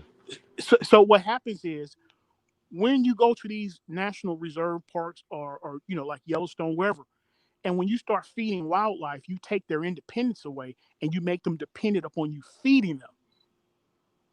You understand? And sometimes it can also make them aggressive and attack people because they've been used to getting fed by other people. I.e., we have received handouts for so long that when those handouts come to a abrupt halt, we start robbing. Yeah. Or we have, and so this is the same concept. When those bears can no longer be fed or they're not being fed by people, then those bears become very aggressive. Exactly. And they start mauling people. It is the same concept. You asked the question, well, how can we get here? You have to keep in mind it took 400 years for them to get us in the shape, in the condition that we're in now. You're not going to change that overnight. You're dealing with generations upon generations of mental psyche that is deeply embedded at a genetic level. So it doesn't change overnight. So no, it doesn't. like, I give 400 years, but I think honestly, okay. What I think honestly that at least can be rapid. If not, it won't take 400. Maybe it'll take 50. Maybe it'll take 100. But the whole point is we need to start implementing. Whether it's in our, this is what I'm saying. Somebody brought up Black Wall Street, and they brought up Rosewood and how that those got sabotaged and the white folks destroyed it. But that's because that was a small group. No. What small group? Hold on. What small group? No. Okay, what small group do you know has 2 bus lines? What small group do you know has 2 libraries? What small group do you know has 2 theaters? Listen to what I'm saying. Where were these places? They was in a city. What city in what state? Yeah, Oklahoma. Okay, so one was in Oklahoma. Where was the other one? Florida. I can't think of the name of the town. So Oklahoma and Florida. There was no way to have a connection back then. There was no YouTube. There was really no cell phones. There was really no way to gather by sending sending a postcard or a bird signal. What I'm saying is you had just Oklahoma and the other state. Now you have 50, what is it, 52 states, whatever, all the states of black people can communicate with each other on one to be on one accord is what I'm saying. So what I'm saying is now we have the means, we have the money, we have the way to communicate with each other on a larger scale to get everybody on board, or at least the majority that wants to be on board. If we got 80% of black people want to get on board and then 20% don't want to stay with them, and the 20% can go stay with them and deal with their shit. Us 80 come together. Do you know, like I said last night, we can go and migrate. We can pick 4 states that are connected to each other and go migrate and move to these 4 states as black people, maybe 5, and start buying up all the abandoned houses, fixing them up. We got black people who know how to do carpenter, who know how to build houses, who know how to do plumbing, electricity, all this stuff. Right. We got lawyers who can write now, like I said, all right, then where is the money gonna come from? We have money. You have Yeah, we got wealth. money, but it's only so much. It's gonna take so much. You know, you ain't gonna be able to build up every house on the block. It's gonna take. You know what I'm saying? And still, It's gonna take some money. and still, you're a realtor. You know that in some of these, No, I'm not a maybe real. not I'm an California. investor. Okay, I'm investor. an So not investor. California, and not maybe New York. No. But these Regardless other. where you're at, it's gonna take some Okay, money. so let's just say I got family from Arkansas. They got abandoned houses down there that you could buy for $2, 3, 4, 5, 6, 7, $8,000. Right, They right. ran Well, over. okay. Let me stop Right? you right there. Let me Okay, go stop you ahead. right there. Now, Okay. what economy is in Arkansas to make people move there? The economy is low now because it's a mixture of people. But I'm No, saying if we you listen to what I said. You didn't listen to what I said. well, What economy is there to make people move there? you have farming, You you got have who? land, you have the farming You, down there because you have land. okay. Now, So you how can many people so you how many people you know want to be farmers? we also want to be farmers. We all talking about good health and eating and growing our own crops and having something. Right, You right. have But land down there to build let's go structures. down. When you say that, now let's go back to, you know what You I'm just saying? said Well, you said we need to but own our I am. own, I need right? you to. I am. I need you to So go listen to ahead. me because you're saying some good things, but you got to think of the cause and the effect. There's a Okay, what's cause the and cause? effect to all this. Like I said, what's going to draw people to there? You're saying farming. Okay, how many people No, you know listen. want to be See, farmers? You but see, know, listen. See the attitude that you're presenting right now is the reason why we still divided and spread it. Because I said we're going to pick 4 or 5 states to all move to and go and build that up. regardless. Go Listen to buy me. land. Go ahead. Regardless of what state you pick, something is going to have to draw people to there. People went to Detroit. Listen to me. What's drawing us there is unity, STL. What's Okay, People. drawing us okay, there? What's drawing okay. us there is Hold on. unity. Go Yeah, go ahead, ahead. Mo. Go ahead, Mo. Yeah, Okay, more there. I want to chime in on this, and let I want to say let's all finish our points. I want to make sure I finish my point. What you're saying, I am, is good theoretically. When you said let's all move to 4 states, first of all, when you start taking away people's choices and the right for them to pick where they want to live, you understand. And this is we're not. There's not a monolith when it comes to us as a people. Everyone's not going to want to be a farmer. Some people are going to want to go to school and be doctors. Some people are going to want to go and get into entertainment. So you're not going to be able to dictate what people should do and where they should live. This is what I meant when I said earlier. When you look, a lot of times we think that we have to reinvent the wheel. The Jews didn't just move to 4 states. The Asians just didn't move to 4 states. They have moved wherever they wanted to move, pursue whatever profession they wanted to pursue. But they have a mindset. It's called culture. You understand what I'm saying? We don't have to do all these somersaults and backflips, relocating, moving all to one state, and the people forcefully being made to be farmers. No, you take away the autonomy of an individual when you say, well, you have to become this, you have to become that. That's no better than the oppressive system that we're a part of now.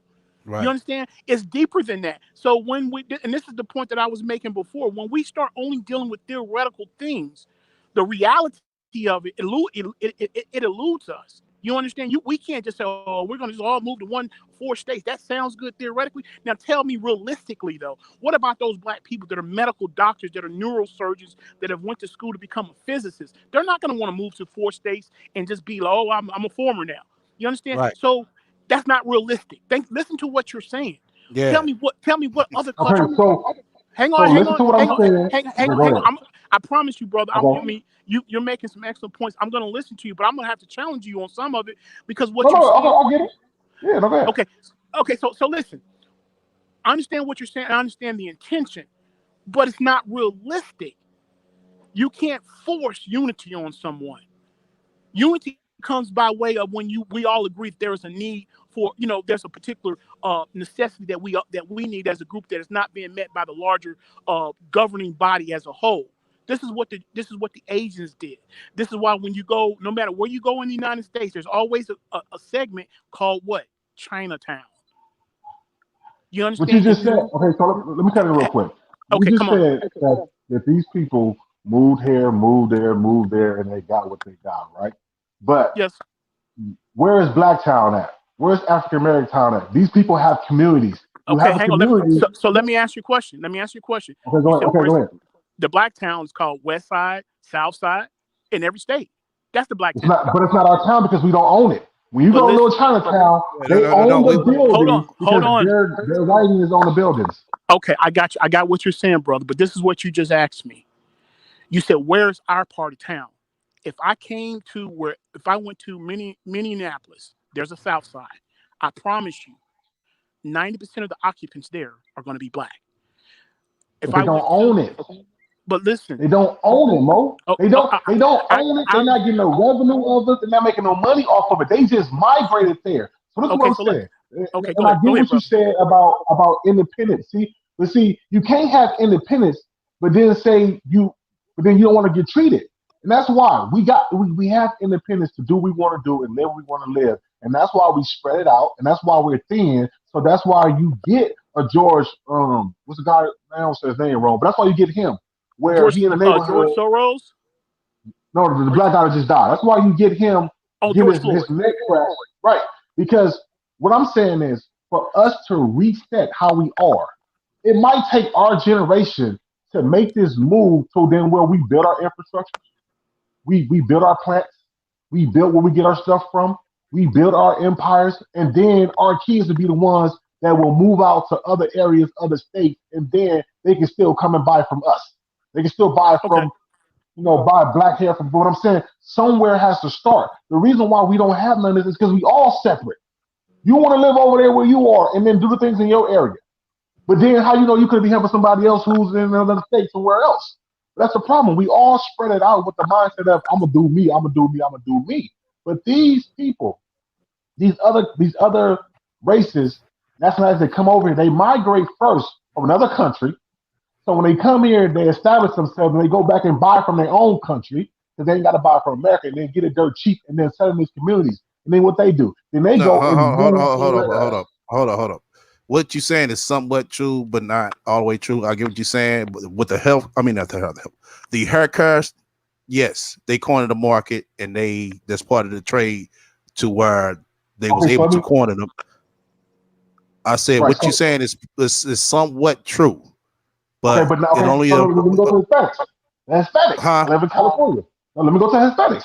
The Okay, Hispanics live in California. let's what I'm trying to tell you because you're trying to say that all of them.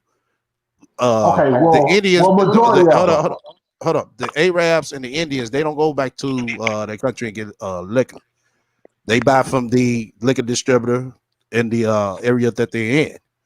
They able to get that little corner spot and build it up and fix it up and But do you know what else they do basically though? get inventory and everything. You say what now? But do you know what else they do though? And what they did in the beginning?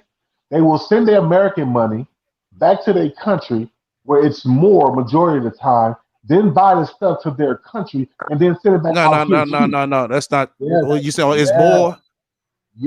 yes. I'm saying like right No, now, no. you will have Hispanics who will make money in California or in the United States, send that money to Mexico, buy the stuff in Mexico, and then send it back out here. So they pay less for it compared to out there, then come out here and then charge us double and triple the price. How you think they're able to own these little corner Well, I market stores, mean, these little party supply stores?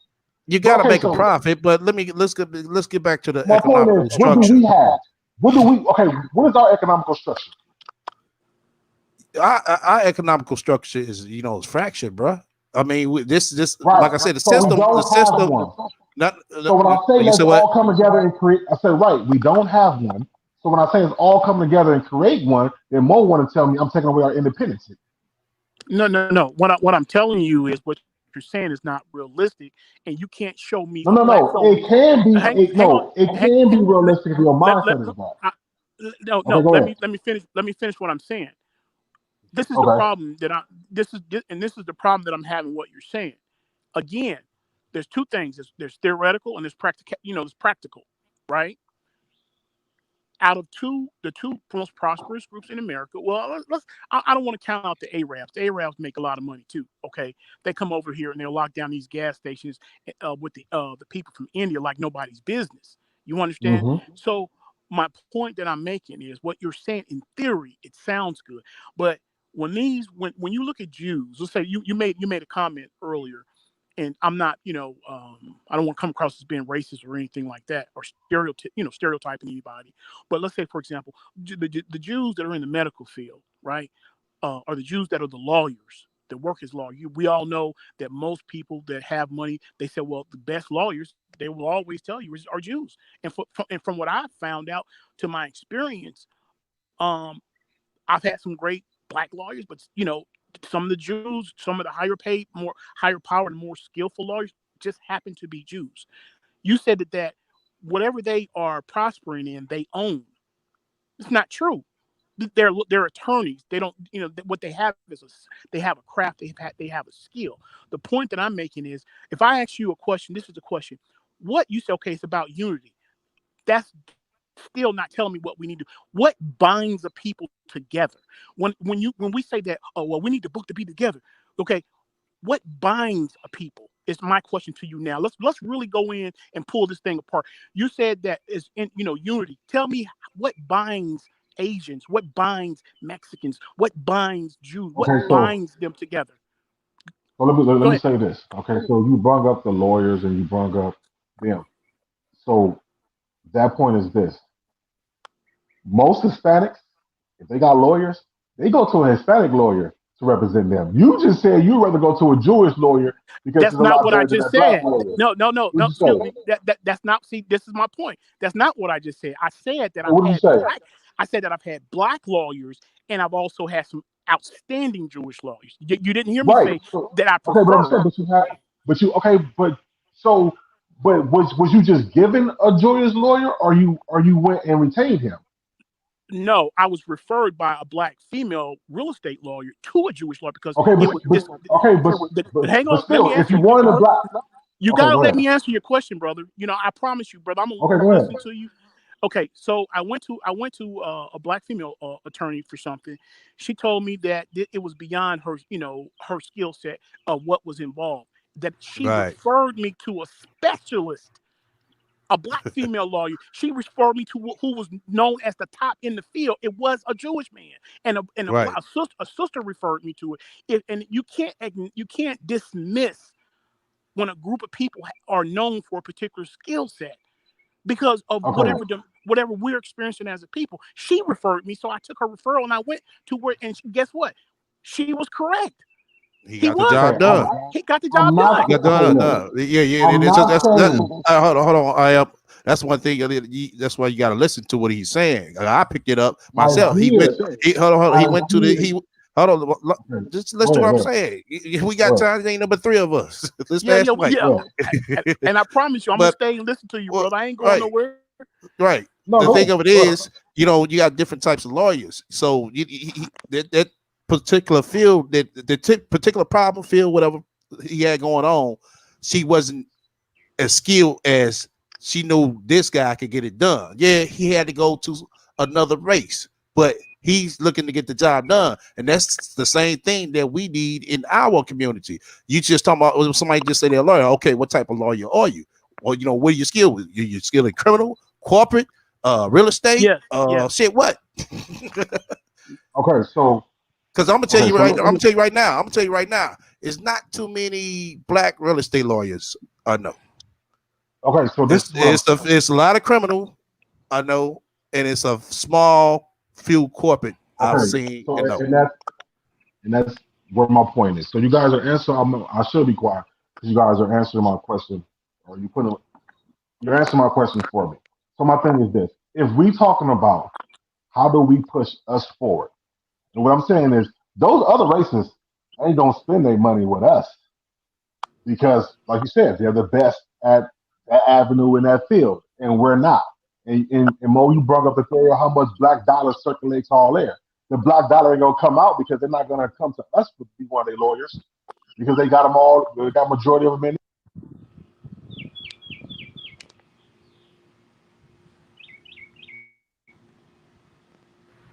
Yeah, Mo, you there?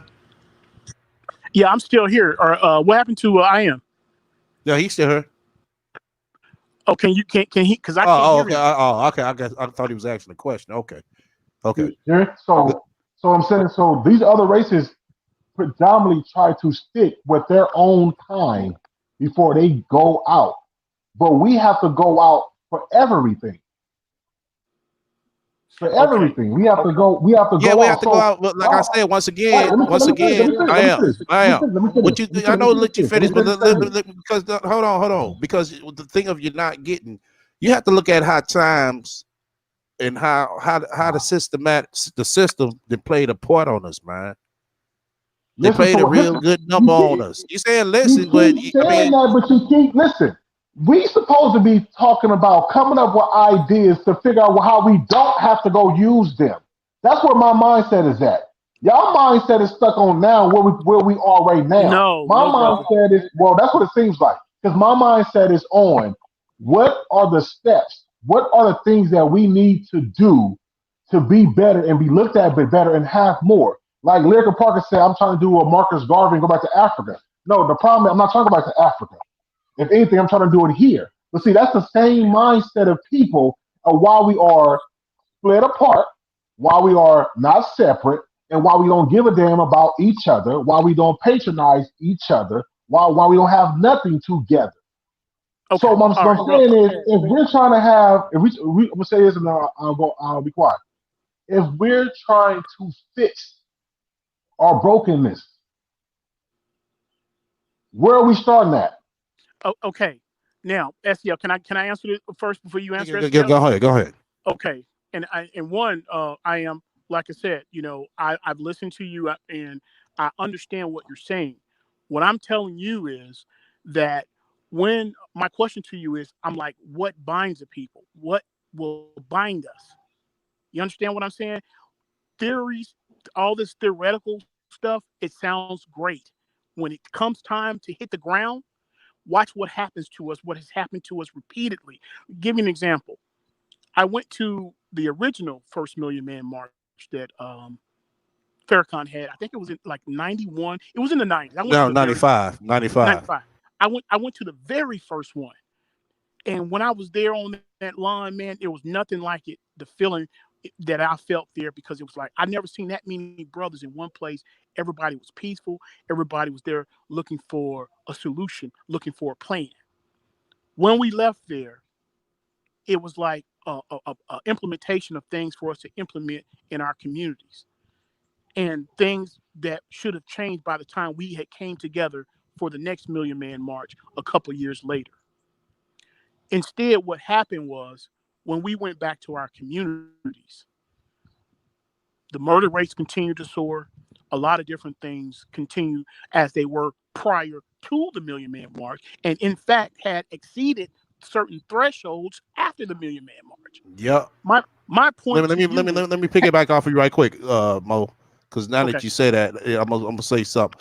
During the 95 era, I am a lot of brothers started going to jail. The prison pipeline really showed. yes. And so I understand what you're saying, brother. I want to be real clear. I am. You sound like a very passionate brother about what you're saying. And brother, you're not being dismissed. But I've lived long enough and I've experienced enough things that I know that when I'm dealing with my people, there's not a monolith.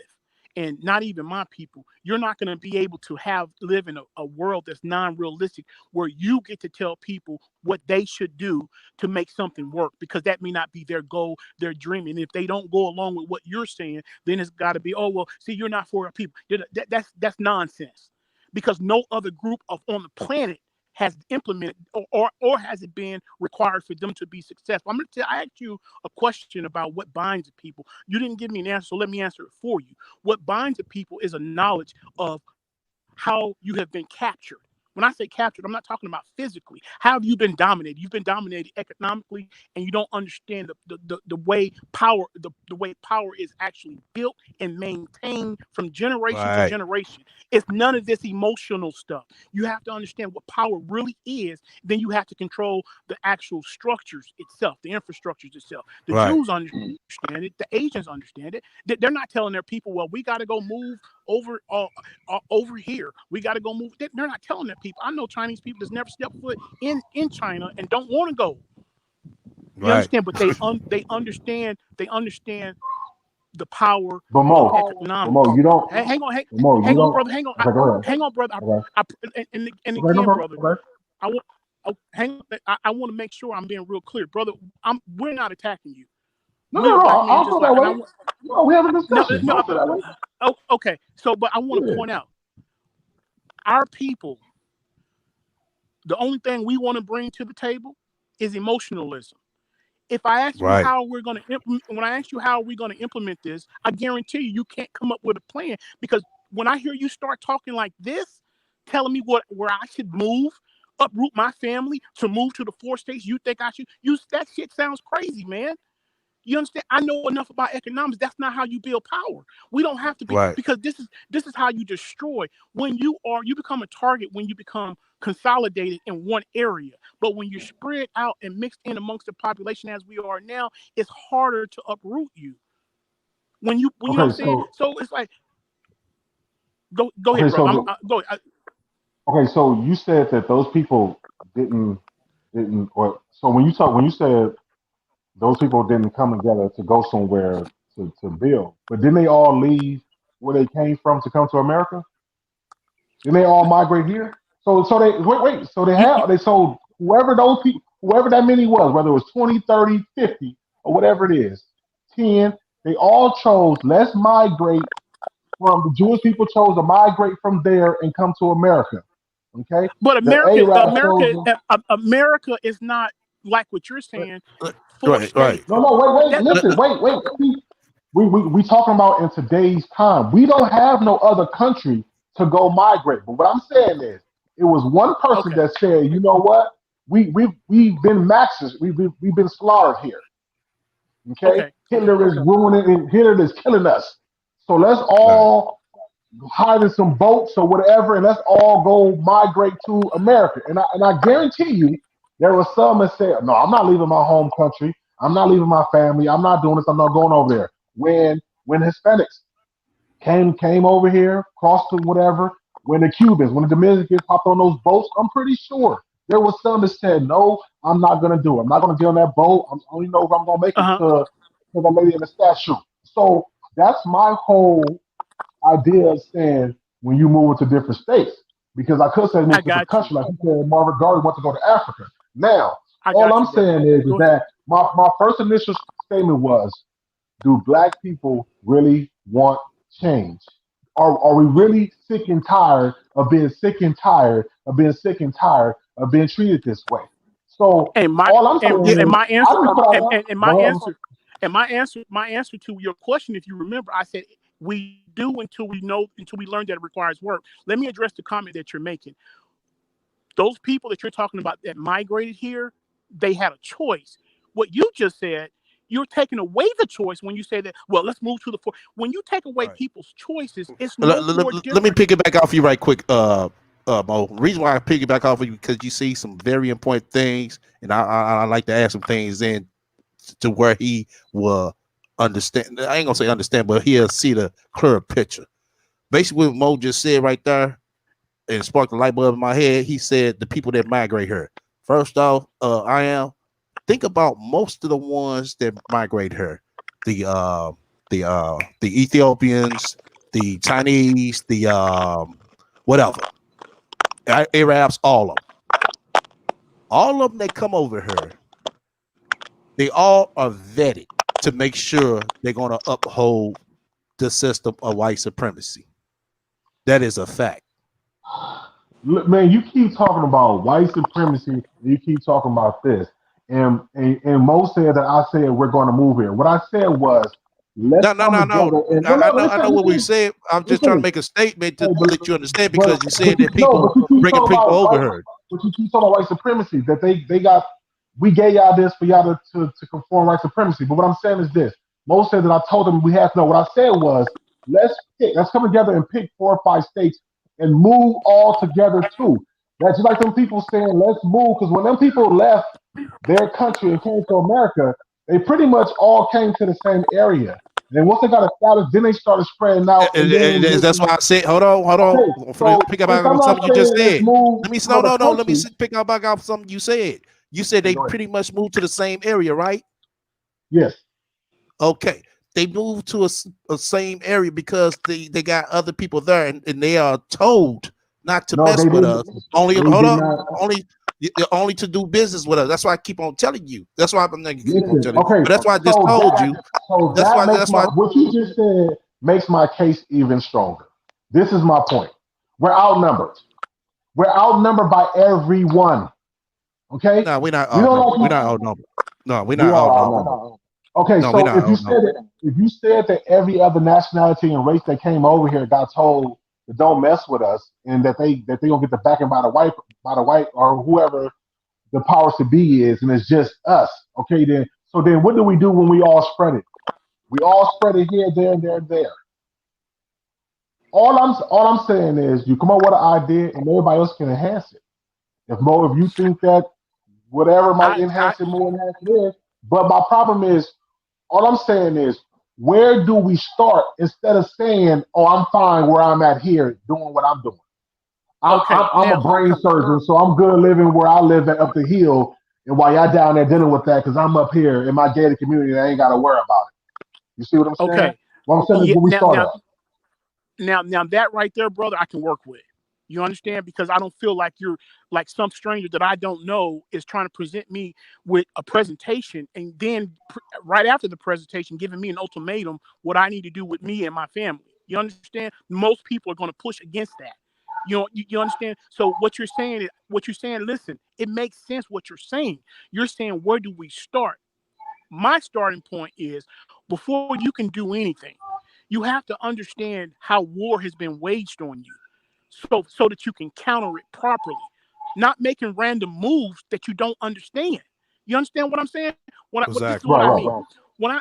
When I say, brother, and again, brother, you're making excellent points, but what I'm hearing is this is a general theory for everything. We don't, as a people, we don't understand how the war has been waged against us. If Right. I would say that medically, these people have everything down to a science. I'm not, this is not, oh, we're just, perpetual endless victims. You have to any country that goes to war, they study their enemy. We're dealing with someone who's been our enemy consistently since we were forcefully migrated here. You understand? We've been dealing with Right. someone who has not changed their tactics, that we're still seeing things that are taking place today. You understand? So we have to understand, like you said, we have to sit back and say, okay, we know education is definitely a factor. We know that we got to have doctors, we have to have lawyers. Now, we get enough doctors and we get enough lawyers, then now this black hospital that we need to own, because the reality of it is that, as of today, there's almost 60 some million Hispanics that have entered this country. They say that the black population in this country is only between 35 to 40 million. As of today, we are outnumbered in this country by people that which a lot of them have entered here illegally, but they have surpassed us. Right. Definitely. Okay, so when we begin to educate ourselves, this is how I feel that we should. This is what Mo thinks. It may not work for you, but this is what Mo thinks. And guess what, brother? You are entitled to what you feel that is more feasible to you. It's not a monolith. That's all I was trying to say, brother. This is not a monolith. I can't tell you that you need to wear the same shoes that I'm wearing. And if you don't wear them, then you're wrong. That's not going to work for us as a people. And that as a black person dealing with us as people, that's not going to work. We're trying to make us a monolith as a people. We're too diverse. Our backgrounds are too different. Some of us have 2 and 3 college degrees. I've seen black neurosurgeons that are like, look at Ben Carson. You understand? How do you suppose people that are at a certain level of functioning and operating is going to take what you're laying down? So I think that one thing that binds us is when we learn to properly identify our enemy and his tactics. But Mo, Once we let me cut you identify, off real quick. hang on, hang on, Let me cut you, hang let on. me cut you right there so we don't go farther and add more. Let me just right there. Okay, so I get what you're saying and I understand that. But this is my point. We didn't have 400 or since slavery to now. And as you say, what have we learned? Okay, What have we learned? What again, have we gained? What have we got? okay. We again, you asked me, what is the starting point? The starting point is cognitively being aware of what is happening to you, the things that have been eluded, and the things that have been kept from you. This is what I mean. The airmen in Tuskegee that were experimented on with syphilis, right? That was the first time that us as a people became aware that we were being used as guinea pigs. Did you not? Did you know that? Because prior to that, we were trusting. We were quick to run up in there. We were quick to run up in there and get vaccinated for this, vaccinated for that, not And we knowing still that are. when it came to us, that there was a special vaccination for us that was different from everybody else's. And so because of that, we now have a phobia once we became aware. So all I'm saying is, brother, had we not learned the tactic of our enemy, we would still be under the impression, oh, they said, well, I got to get, I'm not taking a flu vaccination for what? You know what I'm saying? But Then Mo, when you we look, when still you look are at, though, Mo. Mo, which you, yes, I have to say, I have to say, Right. which is We you still got to, are. hang on, We so you we got to let me learned finish it, but though. we're not applying it. Like we You learned got it, to but we're let me, not applying brother, it. you got to let Okay, me go finish, ahead. bro.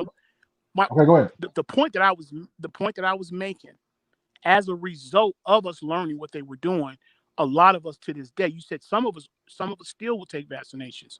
Some of us, a lot of ones that I know, they will not vaccinate. Because guess what? I had 2 children. Both of my daughters are grown. My children have never, ever been vaccinated. When they went to college, they were like, okay, you have to be vaccinated for rubella. My oldest daughter came and said, Dad, when we were in school, you never vaccinated us. And I said, well, if it's up to me, I wouldn't let them vaccinate because you don't know what is in that cocktail that they're giving So you. And right, but don't you know that they when, have state laws now that say that you have to vaccinate your kids for your kids to go to no, school? listen, hang on, Esco, let me address this. If you get a letter from a religious organization, let's say, and I'm going to use a Jehovah's Witness because that's the one that everybody uses, that says that it is against your religion, it makes you exempt. So that's not correct information. So there's way It's, no, there's in California, you cannot long you could in California. I don't know about where you I, live at, but in okay. So in California, California, you can okay, now so that yes, only in applies. California Okay, you can no longer use that. right. If your I mean, child is going to go both of to y'all right. school, Hold on. Both of y'all right, but you gotta okay, understand because it's something that just started happening where they are enforcing it. So what you're saying, I am, is true, but that's what they doing. But with the system, they but the systematically, vast enforcing it majority, on you. right? But You said who? the vast majority of black people, kids, are still getting vaccinated. Let's just be honest here. okay. So okay. Now this is how I think, and this is how I move. So when you make a statement like that, I would ask you, how are you able to substantiate that claim? Are you guessing? Are you assuming? What data do you have? Well, because Because California, the majority, well, I can Google it. I can Google it, but California's not the only state that passed that law. That and you're right, brother. Some right. states have done away with the So, exempt, but in the state that I live in, it hasn't been done away with. So but this is that my thing it though. But if depends on. you said that black people found out that we was being used as test dummies for vaccination, then we all across the board should be fighting this thing. And the ones who don't Oh, vaccinate their kids should be on the front line of fighting for the ones who don't know or who ignorant to that giving these kids vaccination to giving vaccination to your kids is damaging oh, oh, and fight for okay. that. So But we let don't have so that. so listen. Let me actually let's do it a different way so you can get. Are you a Muslim by any chance? I want to make sure before I ask the question. I'm going. Are you Muslim by any chance, or No, I don't have no or like a nomination. No, okay? Do you eat pork? Do you eat pork? no. You pause on that one now. All right? Okay, let me ask the question. Do you smoke or anything like that? I don't smoke or I don't drink. You don't smoke or you drink. Okay. All right. Now you Never pause on smoke. Had that. about 2 drinks in Okay, my life. oh, okay, you pause on that pork thing. So but we gonna Because roll with I it. have to think back The to when I point was little. When I was little, because my family is from Arkansas. They eat chitlins and all okay. that. But since I've been in adulthood since 17, 18, no. Okay. Well, Yeah. and that's good. But the point that I was going to make is that when you say that now that we know we shouldn't be getting vaccinations, but the reality of it is a lot of us as a people know that eating pork or large quantities of it, and this is not from a religious standpoint. It affects us, where I've got relatives that get swollen ankles, swollen knuckles, and they will still eat that shit. You know what I'm saying? And Oh and yeah. and, and and it's a result of their inflammation that they experience, but they can't leave it alone. And so, what the point that I'm making is that you're never going to be able to get everybody on the same page. That's not reasonable thinking. there is when you read there's a book called Behold the Pale Horse. When you read what's called the protocols of the learned elders of Mount Zion, they talk about the certain amount of people that are just going to be that have to perish. It's like they refer to them as like oxen that have been led to the slaughterhouse. This is not just one group of people. It's out of every class of group of people on the planet. So there's no blanket, application here. I'm only interested in those that want to do what you're saying, to learn and then to implement. You ask, well, what did we learn? When you have spent a long time in reactionary mode, a lot of times you're just scratching just to survive. You haven't had a chance to really learn anything. And this is the case in point. The Welfare Act, right? I was reading something and they went into real great detail about what the real agenda of the Welfare Act was. And I said, well, now, I don't know if I agree with that, but then I started thinking about it. And I started thinking about all the relatives that I seen that was on it. And I was like, wait a minute. They did make it a requirement that in order for you to get a certain amount of money, you had to be single, no male could be there. And I was like, wait a minute. I had aunts and stuff that lived like that. Or when the people came around to check on them for the welfare or whatever, they would see who was living in your home. It was by design. You understand? Now, having known yes, sir. So having knowing that, or knowing that now, doesn't mean that we all are still going to be on the same place. Our people can see something in black and white and act as if it doesn't even exist. And I'll give you the prime example. If they come out with this next stimulus package that they're talking about doing, we forget, or we will forget, what has happened to George. Some of us, not all of us, to George Floyd, because it's like we're so used to being in a bad situation that we focus on living for now. And unfortunately, the liberation that we all want and we all desire to be able to prosper, for our children to be, to finally be able to breathe, air, not worrying about, begging somebody not to shoot us. It's going to take learning and unlearning at the same time to understand. You ask, well, where do we start? I still say, where do we start? To understand what there's a book by John Amos called Black Power. Read that book, and then let's have this conversation again. No emotionalism is involved. You can't. Emotionalism is not going to work. It's just not going to work. I can tell the next man what I think he should be doing. That man, brother, if I came up to you, it's like, bro, why you got on that green shirt? Green is a dead. Man, you might cuss me to hell. You like, nigga, if you don't, you might just snap. Read the book called Black Power by John Amos. Then let's revisit the conversation, because he gives it to you in a format. If you don't understand what power is, you're grasping at the wind. And you don't understand how power is built and maintained, not just for your generation, from generation to generation. Exactly. Yes, generation to generation. And every other culture. So how do we? When you let me tell you the truth. So, hey, let me tell you a little true story. I was working for a good corporate company. I ain't gonna say who it was, but I was getting over $20 an hour. I was at 3 years at the time. Had this new chick start. This chick had 6 kids, one of the two, and she was basically a temp, and they was wanting to hire her on permanently. Do you know this chick turned out a good job with benefits just to keep her welfare? Crazy as hell, man. And I know people like that. Hold on. I want him to say something about that. No, I'm sure of it, because a lot of that happens because they look at the. So basically, what I'm saying. They look at the. Well, go ahead.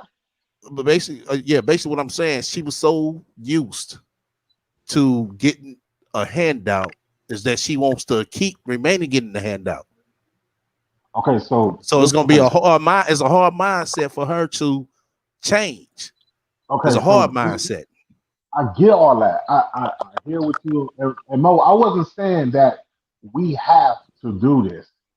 I don't know where they got lost in transition. My thing was more of an idea, and when you come with an idea, everybody else can come to enhance it. Because, like we said, the idea it took 400 years to get here, or since slavery. It's going to take another Yes. 50 to 100 years or more plus. But what I'm saying is, if we're talking about, the STO keeps saying about a handout. So from not getting a handout from whoever who gives it to us, then we got to start building our own, right? Yes, We sir. got to start Yes, sir. building our Yes, sir. own infrastructures. We got to start having our own supply chains, our own supply trucks, our own retail stuff. But we can't get that if we separate. It's going to be hard to get that if we separate it because we don't have enough money to build on our own because we haven't built it yet. I understand what you're saying, brother. And listen, So, go ahead. what you're saying, brother, it makes all the sense in the world. So let me tell you how I would do business. Okay, what you're saying makes all the sense in the world. I don't want to do business with a black man that thinks because he invests a whatever amount of money, because he doesn't understand wealth, the concept of wealth and economic power. This is going to be a trouble, bothersome person because every time we turn the corner, he's going to be like, "I want my money back. I've done business with my people enough to know how they think and operate, and it has always been they don't understand how things work. I But don't Mo, care you what just it is you let do. me stop right there. Hang, You just said hang, with your people. Your people doesn't mean okay. You haven't met. Have you met over a million people? you got A a million number, black people? brother. Let me break it down for you. Basically, what Moses said, he's not saying every black person is like that, but it's a rare black person that you run into that knows business and how it's supposed to be done. Once again, I told you one thing that we forget is paperwork. Yes, it's paperwork. And guess how they I always keep defeat us? saying. Listen, Guess how man. they? Y'all Okay, talking go ahead. like I have met over millions of black people. No, So you said because SEO talking about paperwork. We said it's rare that you meet people in business. Okay, SEO, ain't It you in business? is. Ain't you in Yeah, business? but like I said, it's Mo, rarely when I run wait, into. Hold on, wait. listen to me. It's rarely when I run into a dude and he's like, "Hey man, we're gonna do this paperwork, blah blah blah." It's rarely. It's all fam. I'm gonna pick you back next Friday, fam. No, come on, That's what dude. I heard No, more come than on. anything. Then I I swear guess on that's where you God. live at then. I guess that's where you live better than Mo live at because when you come to California, and I guess because everybody gets sued and everybody's in courts and lawyers, you definitely start with paperwork. Whether it's a buying agreement, whether y'all in work, Like I said, that's different. But we talking about on grassroots, ground level, that's what I'm saying. But or you simple. Or talking about but you listen talking to me, or about the simple. lower level people who was robbing the Gucci store. We talk if Mo talking Nah, about nah, brain nah, nah, nah, surgeons. nah. I'm talking about average working dudes as well. I'm talking about average working dudes as well. So Mo, do you do yes. paperwork when you do business? SEO, do you Yeah, do I do paperwork when paperwork. you It do depends. business? Like I said, it depends on Okay, what so it is and how much is. you two guys Listen just to met, me. and it wasn't Listen a to it me. wasn't a rare it Listen to me, wasn't man. family Listen behavior. to me. It depends on how much it is, and it depends on what I'm dealing with. Yes. But my point is this though: if we're never trying to change the mindset of people, if we're never trying by putting out there how to do it, how to get it, how to be better, then we're never going to have the situation. The situation's never going to be. Is what I'm saying. Those guys that was out there So, looting the Gucci store. I don't think they had nobody telling them like, look, this is how we need to do this. This is how we should do this. okay, I Or this is let me. how I would do it. Hold on. You said what Go about the ahead. Gucci store? Well, the guys is out there looting. I'm pretty sure they didn't have STL or Mo or whatever. That how we should do stuff. Because remember, ain't no fathers in the neighborhood. They probably ain't got no dad or no uncles. You know what I'm saying? Yeah, I'm still here. Go ahead, brother. I'm listening. Can you hear me?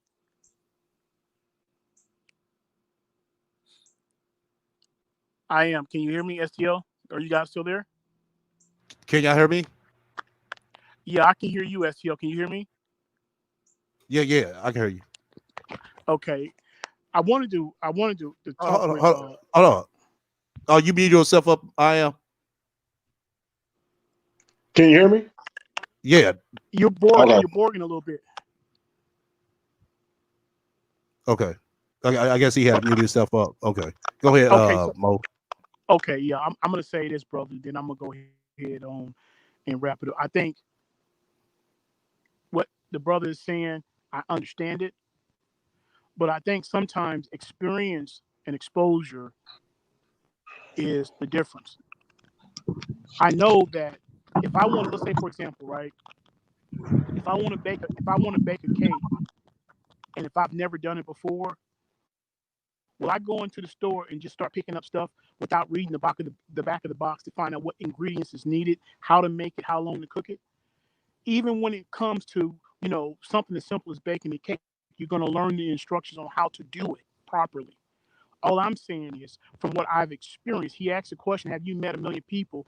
Brother, no one, I don't make generalizations. I said the people that I have dealt with, and damn near every one of them, I've had issues because it's certain things they don't understand. So you posed a question earlier on, and I said the beginning point of anything is to learn to understand the nature of the beast that you're dealing with.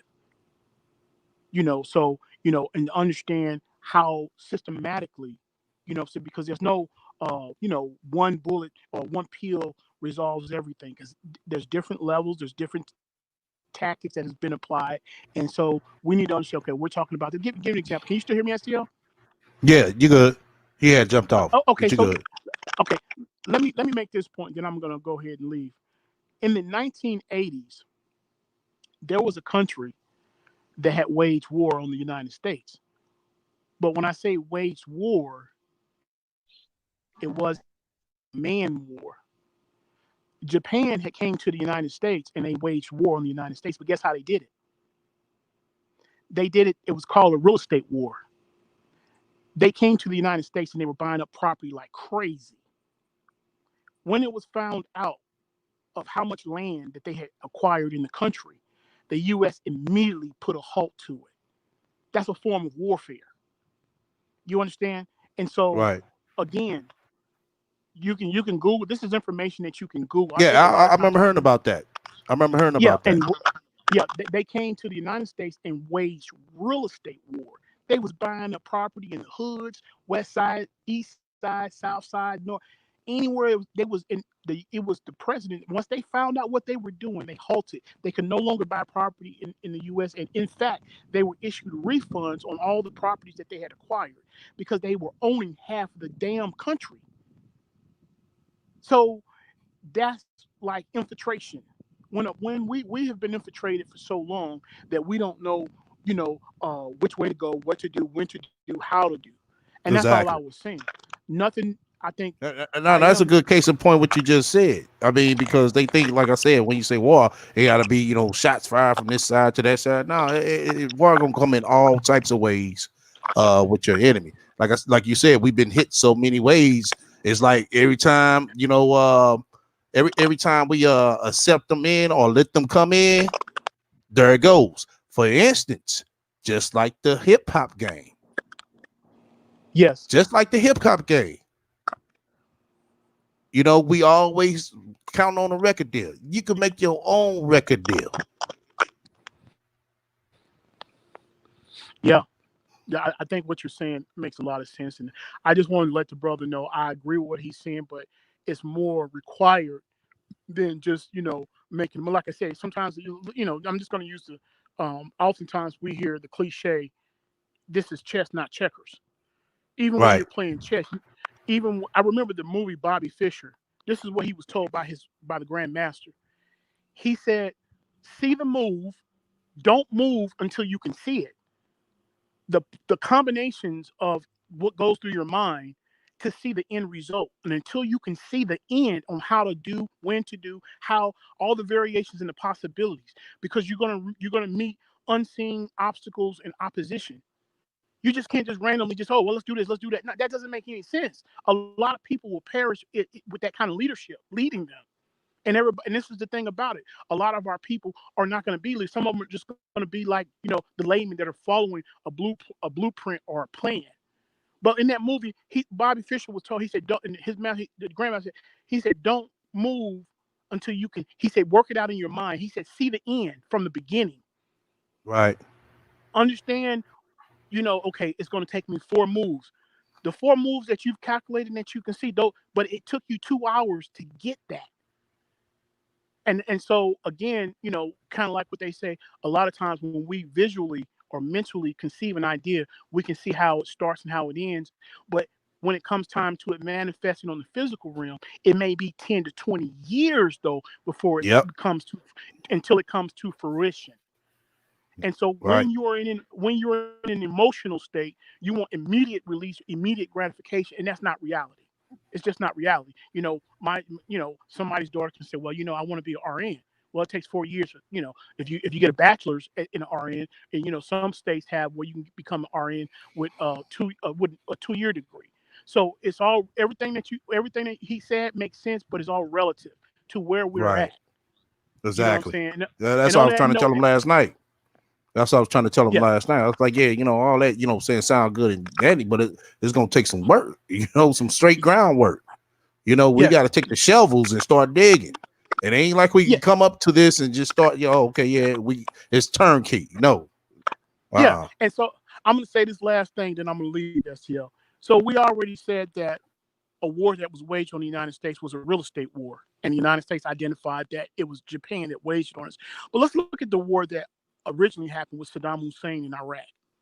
As powerful as we were as a country, before we could dominate the target that we had, deemed, a threat, we had to disarm them.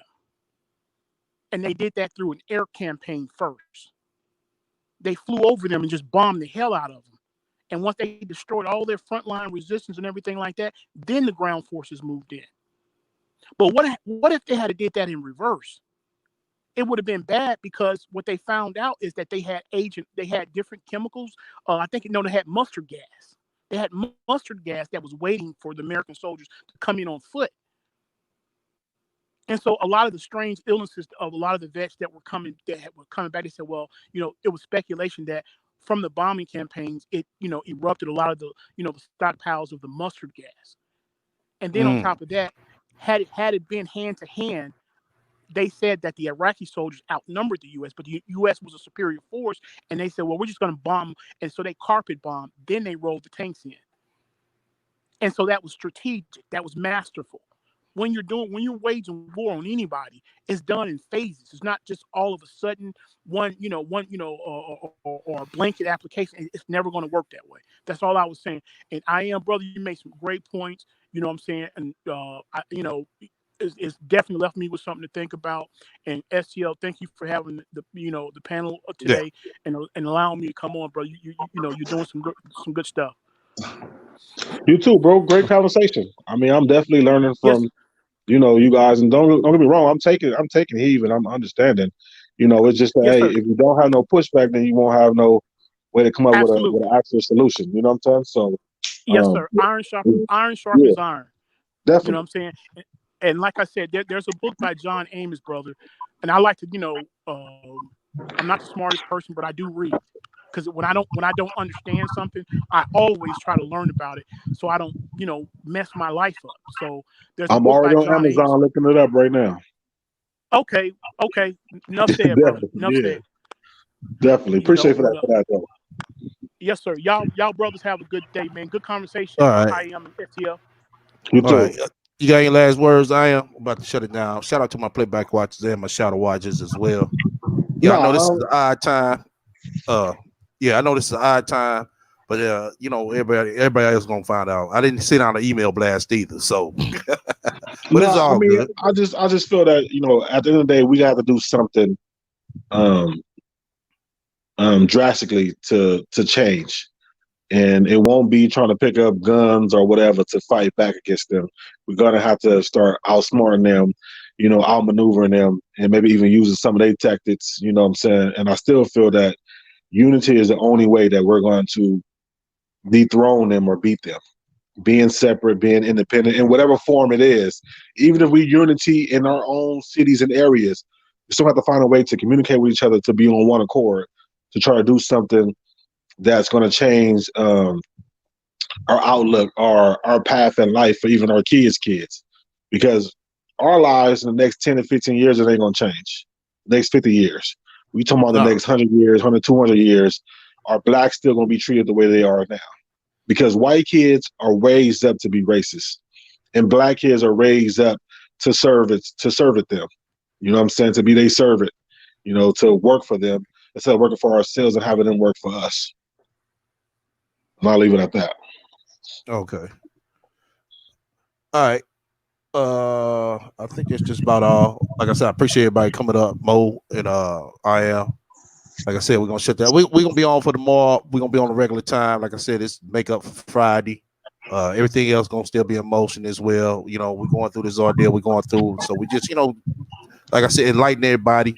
I'm gonna finish off the rest of this because it's so much. It's so much. I know the conversation kind of derailed, but that's good though. But it derailed on a good scale to where everybody can be able to weigh in on some things, especially what's going on around. Though. I do have one question though. Y'all think Sansa is riding from the grave? I don't know. She stay like she is.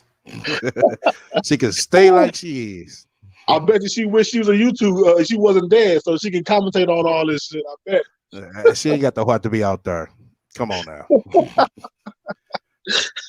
She ain't got the heart to be out there. She Ubered him around. Oh man, nah, but all right. But yeah, until then, everybody stay up.